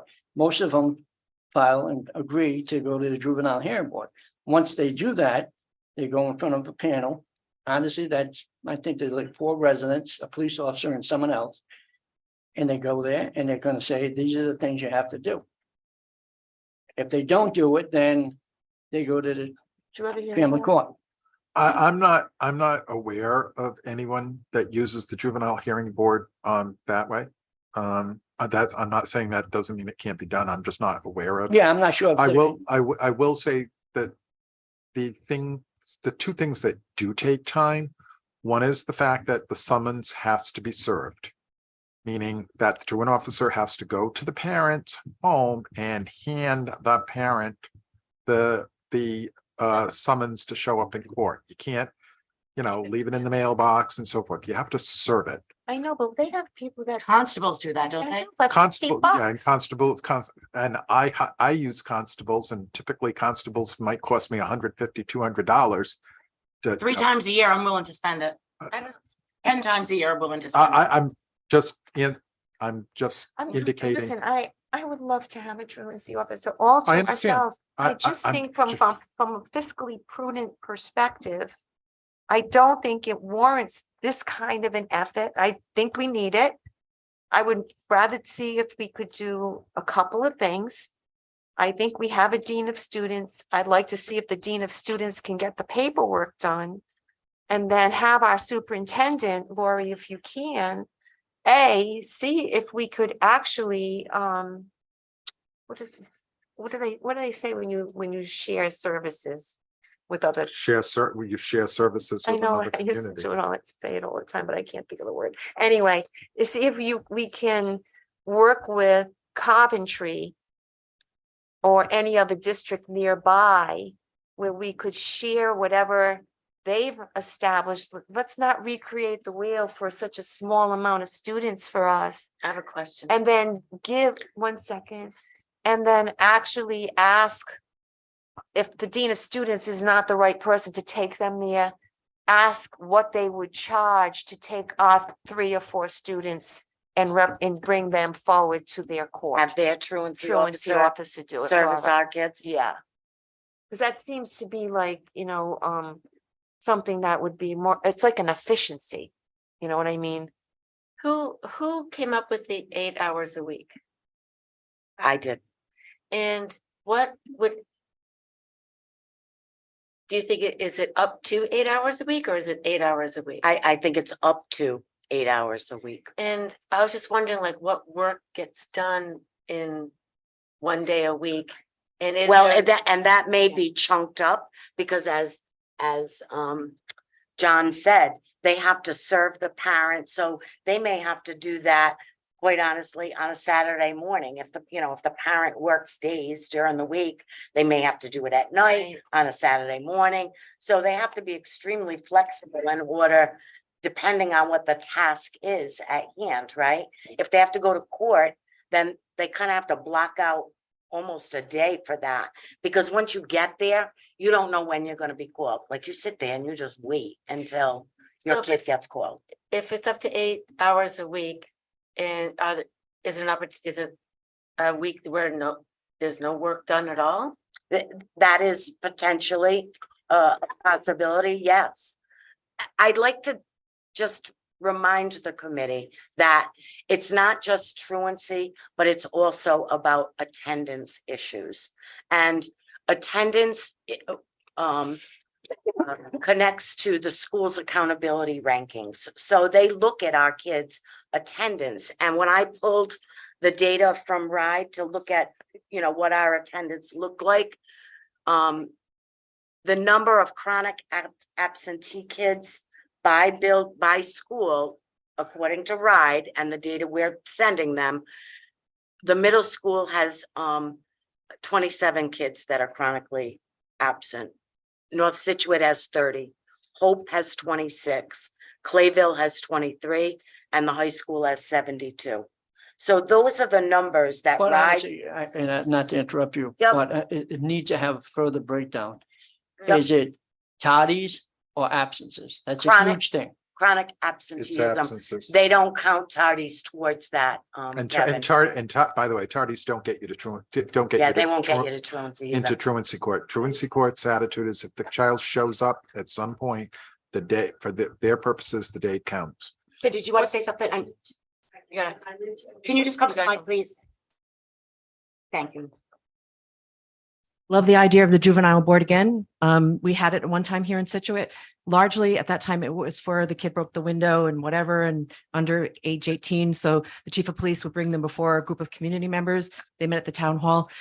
If we're taking the idea of the police department having a role in it before we get to a truancy court, the idea of a juvenile board is that the child comes with their family, a group of people talk about a problem solving.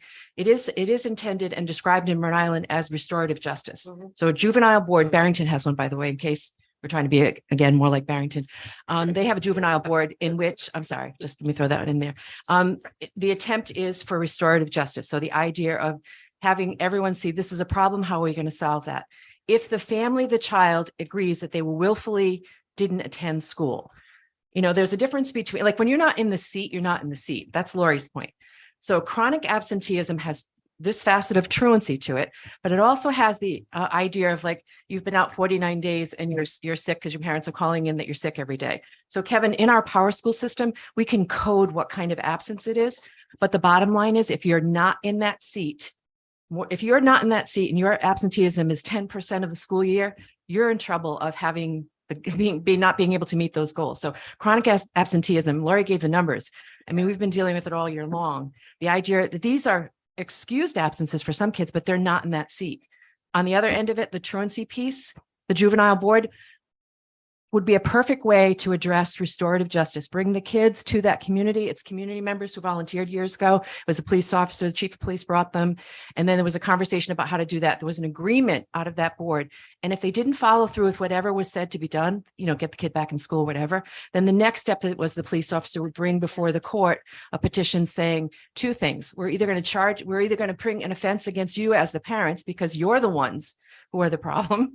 And that is up a fine and subject to criminal prosecution. That's that criminal level, or to the child as a wayward and delinquent child, in which that's another level. It still is. Again, you're the lawyer. I'm not, didn't do that. 3 college degrees, but none of them are law. But it is still, and if it is, when it's brought before the family court, that child is coming before the judge who's saying, you know, you've been brought here for this offense as a wayward or delinquent child. And so there is therefore a legal process in place, not to the same level of criminal statute that there is with the parent, who can be charged and go to jail for 6 months, $500 fine. Can't correct me if I'm wrong. One of the other things, though, Cindy, not to, and I'm sorry, I missed the whole, some of. I was just saying that I have lived here long enough to remember the juvenile board and when Right. it was in place for, Did that, and I think Mike alluded to this, you're sending do you send just a rep, like, would it just be the principal and the dean of students to go with them? Or, so you missed also the part about how Barrington has the juvenile board. You missed that part. well, I was assuming So that what, it's the honestly, same thing that what you happened- explained. Yeah, so What Kevin was happens at- explaining Same thing that. that And Kevin at one time explained. in Situate, it was Right. used for, if you are under age 18, before we take you to jail, to court, to have you have this ruin the rest of your life.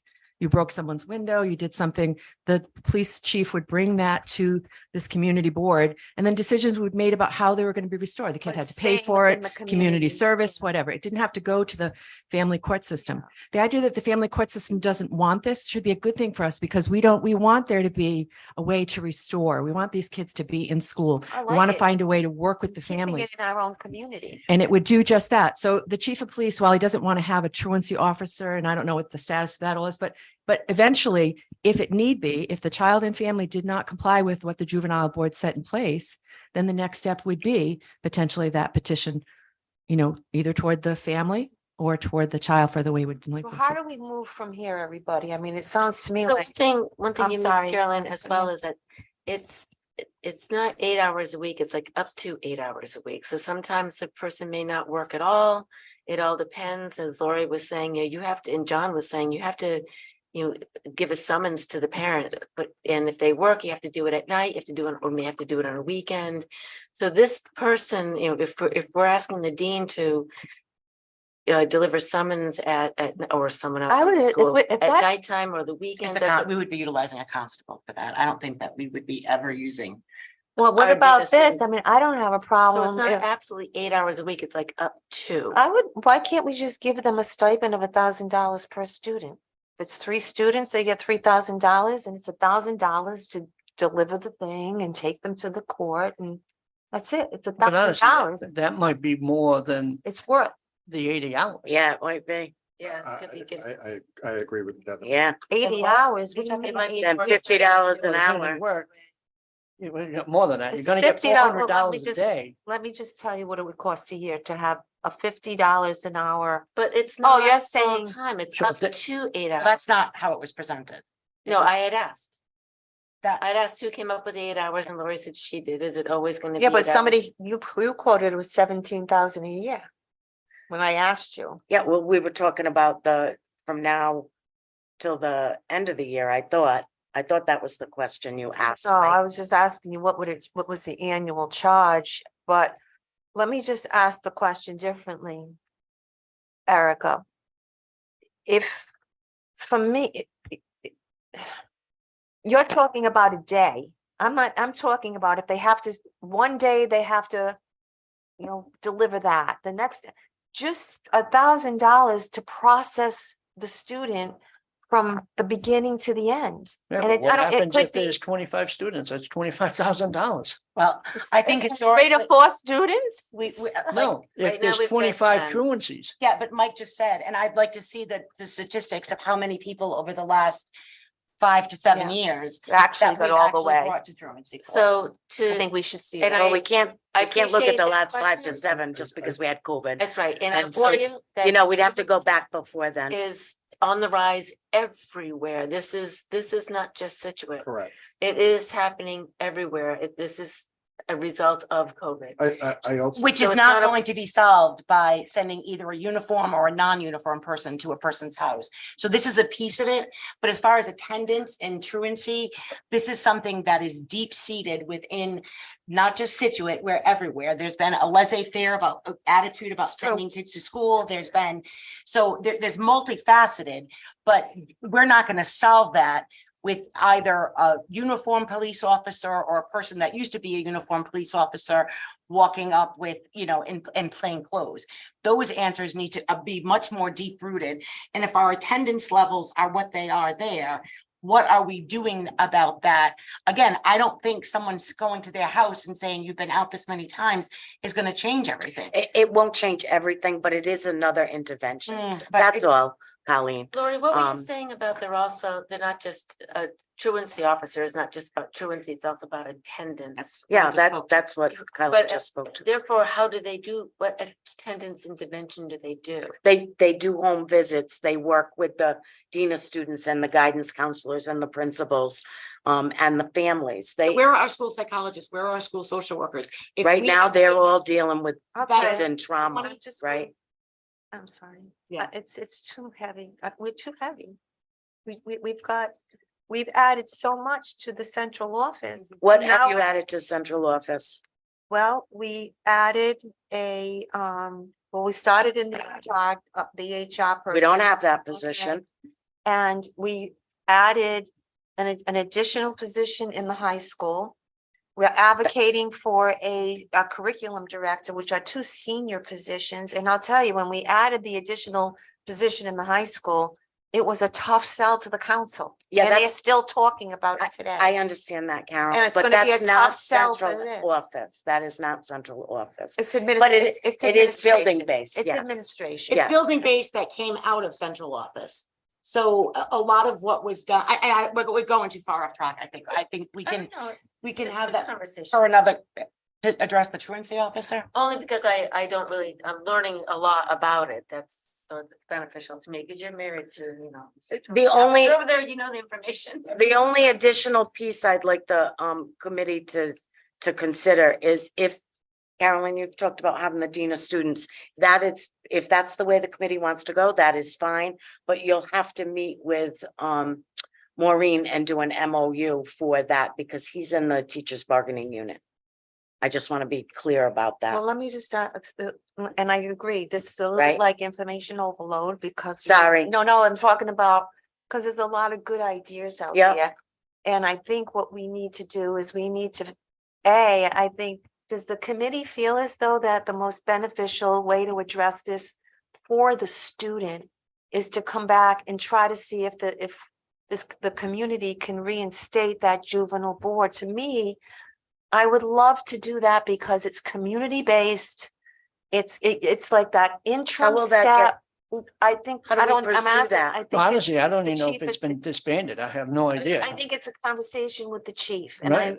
is that what you would say? I That- would say we'd like to have the chief in, at least, do we have the juvenile board? Is there reasons we can't continue with Or the children? he doesn't have, like, before the next Or it's- meeting, Right, let's pursue that. We can pursue, the sharing of services of another district. And see whether or not how much they would charge us, per student cost.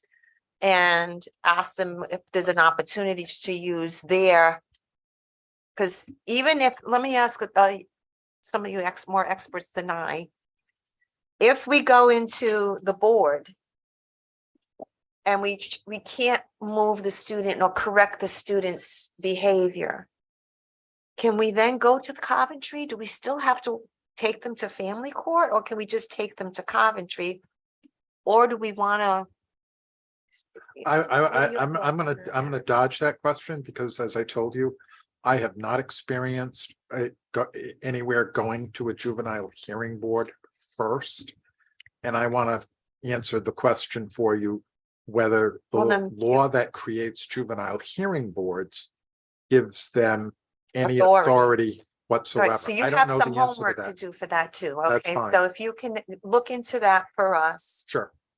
And then go back to us, even us, go back the sharing of services. And as well as the court or whatever they've set up in their own districts. And all the way down to our own officer. And find out, in light of what we have here. How many hours a year would it cost to process 3 to 5 students? I want to be clear. The number that we got though was, so everybody understands, came from Mike, which is the high school. If you look at the numbers that Lori has, and I wasn't surprised in the slightest, not the number, but the fact that the biggest problem is in the middle schools. Okay, so what I think we need to do in the years of non-COVID, how many middle school students and And how high many school. high school students? We gotta anchor this decision on Mhm. data. So Sure. let's see, without taking the COVID element out of it, how big is this problem? We have 158 students right now with chronic absenteeism. I personally want to address it right now, and I would love to hire a truant officer. Bring I it to a think- vote, bring it to a vote. I think Okay. it's good. I think it's worth, let me just finish though, Yeah. because I So feel, there's discussion when there's a vote, so we've been talking about this for, I don't but I know. feel really passionate about it, and I sometimes I'm not aggressive enough to get my. So work there's a in. motion and then there's a second and then there's room for discussion. So if we want, Oh, so I can still say what I want to say. absolutely. Okay, would you like to make a motion? Erica? Oh, sure. I'd like to make a motion to hire a truant officer. Okay, do we have? Is there a second? Is there a second? If there's no second, then the motion fails. Oh, that's disappointing. Can I at least say what I was going to say? Sure. Thank you. I just feel like we've got 158 students right now that need our help right now. And it's just right up there with all the other important work that's being done. With curriculum, it's just as important as curriculum. And because I don't know the answer to how to resolve this, I don't want to wait and for another month, another 2 months, or maybe now we start until September. I'm just expressing my concerns. 158 kids. Seems like a lot. No, you're not. Of the 158 kids who were chronic, which I'm not even sure the definition of chronic, how many days? It's 16 days. 10%. So how many of those kids are already actively involved with our social workers? Is it due to mental health issues? Or is it just because I don't want to go to school? Yeah, and I think there is, privacy laws and everything else, and we should not necessarily know exactly why they're out, but if a large majority of these kids, you send emails of things that are occurring, how many of these kids, and I don't want answers, I'm just saying, how many of these kids are out because they cannot function in the school? It's not because they don't want to. Colleen, I want to come right up behind that because I don't want to say, Erica, that we don't need this. I think we need more information. I think even on the absenteeism, what's happening in other districts, how are other districts addressing absenteeism, I just want us, we just got out of a budget deficit. We need a curriculum director in this.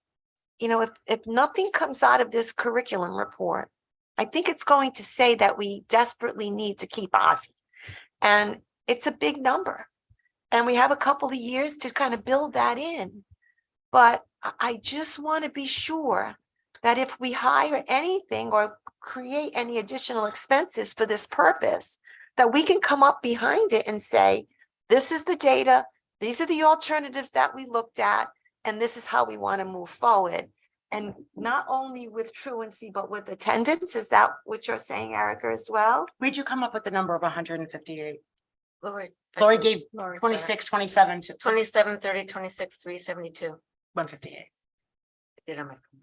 No, I was. I mean, honestly, and I don't disagree that in the future or near future, that there's a possibility of having one. My concern is forget the elementary schools. You will never send an elementary school unless it's a serious crime to a family court. We know that. Okay, so eliminate all those That's not students. true. We have That's, sent.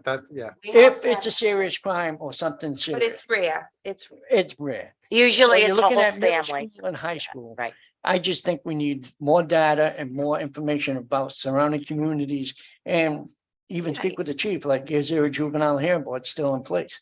So I think something else Find that out from the And honestly, I just want to add, John. Right. John, I just want to add, it was the Tri-Town Community Action Program, which is affiliated with Family Court. So the petition would be filed and they would be overseeing the program as well here at the town. Yeah. So I just want to add that. Okay. Yeah, and I don't want us to think that, I just think we need more information and more options, and then we can all make a decision about what is the best way to move forward with this. But I hope that we can And I actually think- get that community I board think- to work. 'Cause I think we love should have, that. we need some more information too, as far as if I'm doing some rough numbers in my head, that we're probably talking about 14% of our school population that is chronically absent. But let's take So- away the so- elementary, right? But what are we doing about that? Right. I- That's yeah, the point. Now, I'm not talking about bringing someone else now. What, it's May. I think what you have to do is you have to look at these kids as individuals because there are different, as I agree very much with what Colleen just said. That, there are specific reasons for each kid. Yeah. I agree that there are privacy, so that you can't be informed. No. But, Can we segregate the data though, even though there's privacy issues? I and mean, the we answer, don't have to know it. the answer is the building principals should be able to do this. I also will Yeah. say that with regard to the elementary students, I don't want to write them off. I had one case a few years ago at Ashway Elementary. And we charged both parents of a first grader because what was really going on was mom left for work at 7 o'clock when dad got home from the night shift at 7 o'clock. And mom thought that dad was sending the kids to school and dad was not. And you should have seen, mom was mad as a wet hen and the kids started showing up at school because dad got told by mom, I'm sure outside of the courtroom, I ain't going to court again. Well, the other thing is, John, and I'm not saying that it's never gonna happen. I'm just saying I that, understand. that it's hopefully they're far and few in between when they're on the Yes. elementary levels. That's I all. understand. All right, well, I think it was a really good conversation. I think there's some opportunity here for us to understand it better. So let's put Patty, let's get that back on. Do you think you'll have enough time to get it back on for the June agenda? So that way we can start the next school In year ter- off in terms of answering your question as to the role of the juvenile hearing board, yes. and you'll be able to get your information as well, Lori. Okay. You don't want the chief here though, right? I Like, don't know did whether or I not hear that's needed. If you can just find out, have the conversation, tell them, that the committee would really like How to many move in that hours? direction. Yeah, and collaborating with another district, right? yes. Okay. The next, Can I make a motion to table that next one? sure. I Yep. can make a motion to table the second reading of the policy education out of school experiences. I would say the policy committee has a little bit more work to do on it and we're not quite ready to bring it to the full committee. Do I have a second? All those in favor? Aye. Okay.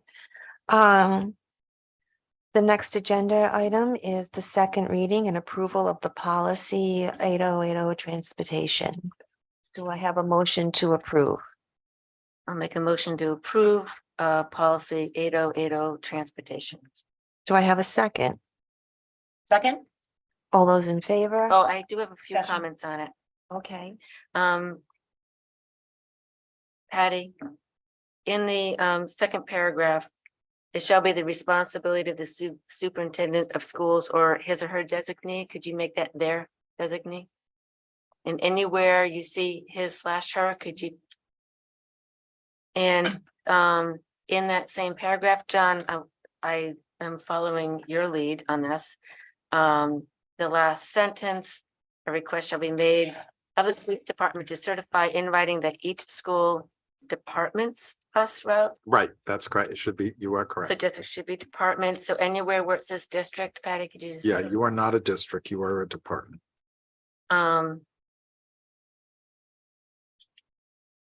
Little type of things. And under number 4, second paragraph.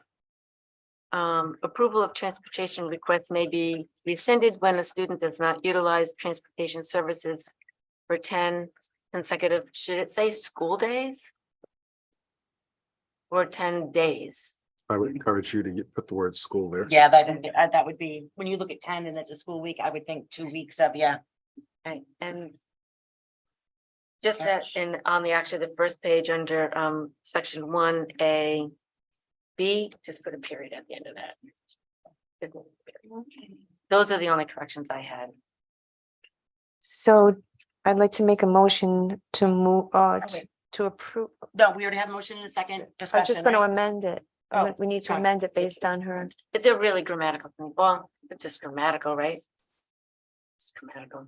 Okay, so we don't need to amend it. Do we need to amend that, John, do you think? No, I think it's clear and the clerk has taken the notes. Okay, thank you, John. All those in favor? Aye. Aye. Any opposed? Okay. The next, I'd like to make a motion to table the food service contract. There still needs to be more discussion with the vendor on this, and I think there's a meeting on Thursday. Thank you, Steph, for coordinating that. So, do I have a motion to table? Yeah, it was on the agenda, but with no supporting information. Well, because yeah, To it's- table. yeah, we're tabling it. I'll make a motion to table the food service contract. Second. All those in favor? Aye. Aye. Okay. The only other thing was the budget committee update and, I The- mean, which, Building I'm committee? sorry. Oh, yes.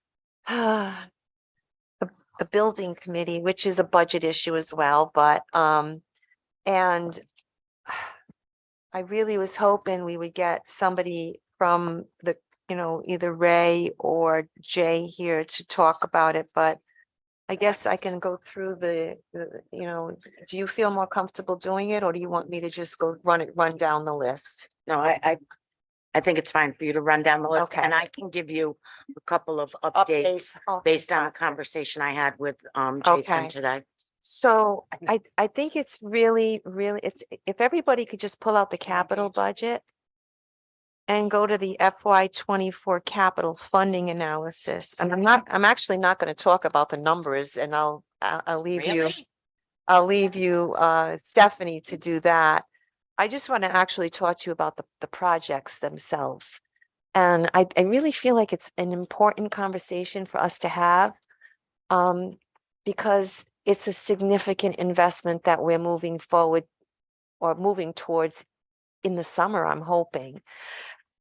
So if you look at the projects that actually took place in the fiscal year that just ended on 3/31, we primarily had 4 projects, and those are under expenditures. Okay, so those were some HVAC controls, um, you know, HVAC, including the temperature controls and the ERV wheels. And then we had administrative charges for Cato Field. And then we had, believe it or not, health and safety issues at the Hope Elementary School, where we had the old radiators that would get super hot that could Oh my burn. gosh, was Yeah. it- So we actually were able to get the radiator covers. And Jay I can't speak enough about Jay, like he's tuned into all of these issues that have been out there for years, but he's trying to correct them. And I think and I'm hoping the teachers are feeling as though their voices are being heard a little bit. Moving on to this year coming, what's slated, and a lot of the things that will impact whether or not these actually go out is whether we finish getting, and they're in the process of getting the detailed designs from Secotio that need to go to RIDE to be approved. And I think Lori will be able to update on where we stand on that. But we also I wrote down the dates, and so we do have some that are scheduled to be finished Friday and then a week from Friday. But I think the good news is, and I think the committee, I hope, will be satisfied that based on the capital plan that we approved and the building committee put together, the auditorium roof will be repaired. When you walk out tonight and you go down the hallway connector that usually has pails underneath it from the buckets, that is slated to have a whole new look, and that will come up. That will hopefully happen this year. The North Situate fire alarm, there's actually a few fire alarms here. We have North Situate, and we have the Hope Elementary School. And I thought there was one. No, I think it's the high school. I'm sorry, it's the high school. And then there should be another one on there if somebody will get to it, but I know that those 2 are definitely going forward. If you walk out the principal or the main entrance and you take a right on those stairs outside the high school, you'll see that the stairs and the sidewalk at the high school, it needs to be repaired. And even though that's like a smaller project, it's harder to get people to come up and design that. So that came out at the building committee. Remember, we talked a lot about HVAC, and we actually got the bond to help us upgrade the HVAC. After COVID, we realized that we had a lot of work to do on our HVAC systems. So you see some work at both the Clayville Elementary School as well as the Hope Elementary School. We talked about the high school fire alarm. We also talked about the last meeting and put it on the list for safety issues that we're going to be putting window film on all of the outside windows as well as the inside windows. Correct me if I'm Yes. wrong. Correct. So therefore, people cannot look in. And I think that this is going to be an important step moving forward that dovetails nicely to some of the training that's going to happen over the summer, that's going to hopefully prepare ourselves in case we have, an emergency situation. I don't know, what are arcers? Is that? That's That the was the sound AV system. in the high Oh, school. okay. I thought it was lockers. They spelled it. Okay, I was gonna say, so that's the balance of the AV system that's in the high school auditorium. So that's just something that we need to finish up on, and now we're gonna take the money out of this year and do that. There's the well for the high school. So that's moving forward. Again, you're going to see another safety issues around, our phone systems. So we have E911 phone system upgrades going in all of our main administrative officers, and then one other location with panic buttons. And then, of course, the jewel of the academic piece is that we have a Hope Media Center that's going to be placed at the Hope Elementary School. And keep in mind, remember, we talked about how to get the higher So I reimbursement. was gonna jump on that. So I'm looking at this list because I'm. Yeah, the Hope Elementary School makes it So eligible. it, like, looking at this, when we're looking at all these priorities and you say, like, not that we don't want a wonderful media center for Hope, but you look at it and you're like, oh my God, $250,000 for a media center. That But gets us another 5%. Education. Pays- through pays for everything else. itself So it's, and more. yes, yes. Yeah. So it's When you- strategic that, yes, When you bundle that Yeah. with the window film, yeah, and it's needed. It's not And like the we're just roof? adding, yes, it's a It- 15% bump, yeah. right? And if I can, I'll jump in so I can come up Sorry. behind Carolyn, on that note. The bonuses, Colleen, too, that you were talking about. So school safety and security, health and safety and educational enhancements. And things are strategically picked so that we can, get the most bundled reimbursement. And that rolling balance, I wanted to let you guys know too, may change based on the bonuses we get. We could get more. And if where we put the project, which funding source, which we're diving into a little deeper as well. So I have to, it's like a nugget almost, a nugget within a nugget. I have to say, though, I'm so for the longest time, every piece of, not every, almost every piece of capital improvement that we roofs and I know Jay thinks they're really important, and I know they are important, right? But like, where do we see where our dollars are going? So it's so nice to be able to see something like the media center that's we'd almost be foolish not to utilize those pieces to enhance. Yes, we're You're enhancing. not getting They're- excited about the wheels. I on know, the we're roof? enhancing their educational experience, but when you've been a teacher at Hope and you've seen that same library, or a student whose like grandfather went there and it's the same thing, it's very exciting that we're able to, and kudos to you guys for being able to kind of bring that stuff together so that they're almost paying for themselves and somehow when you're including with. And keep in mind, what's gonna be coming to the committee is a second capital plan that we talked about, going back to get it to the FTM to get one more bond. And what's gonna be slated in there is, I'm hoping, and actually it was on the list, but we couldn't get the decisions quick enough for the Right. middle school. So the middle school was supposed to have the educational center. But hopefully we'll get that on the next list. No, not that, it ended up going to Hope because, They- No, Yeah, I and they think there still was have some- to do the design work. Like, Yeah. it took us a while figure out to, what the purposes of it yeah, were to and- come to some agreement around the space, what it was gonna be used for, where it would be, and everybody. Yeah, and as painful have to as take it the is not time. to have it right now, like immediate, at least we were able to get Hope in there Yeah. and know it's going to be a thoughtful expansion with Yeah. stakeholder involvement Yeah. and. Yeah, and I have to tell you, I know that it doesn't seem like a lot of money, but we've creeped from the $200,000 yes. to 300 to Right. 400. That's huge. You take 50% of that, now you're up to 600. So Karen, we And then you're started- getting the reimbursed. We can keep making these upgrades. Yeah. I'm very excited about it. It's a So really good we went place. from, when we started from 200,000 Mhm. and now it's at the town council, the town budget Yeah. committee is giving us, so I think think about that. they see the value They do. of investing. in over, but think of it, over a period of 5 years, it. that's an additional $1 million. Right. Which we need to keep, because unfortunately, the state that we're in now is because that hadn't been done Right. they were underfunded for years. So that's huge. So, again, shout out to Jay, to Ray. I know he was trying to get here tonight, but he had a doctor's appointment and to the whole committee. We have a really great Yeah, you do. committee and, so, we'll be back for the next round and you'll see the next round of projects to approve. So the update from Jay, Yeah, today, when I spoke to him, that window film is all ordered.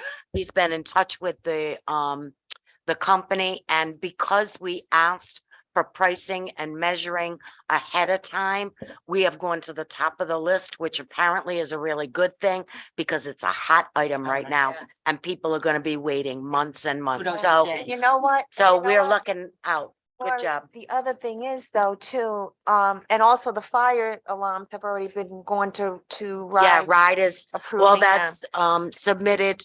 But one of the things that Colleen mentioned is that, to be honest with you, that's gonna be a big thing that people are gonna notice right away because they're gonna see the Yeah. mirrors on every single window in every building. Sorry. So. Yeah, they're gonna no, start it is. seeing It's, some of yes, the investments yes. moving forward, you know? I know. They don't Oh, really do see I the have a motion to adjourn? I think Erica's making the motion. 'Cause she's all that. Well, everybody's packing up. I don't know. I make a motion to adjourn. Do I have a second? All those in favor? Aye. Aye.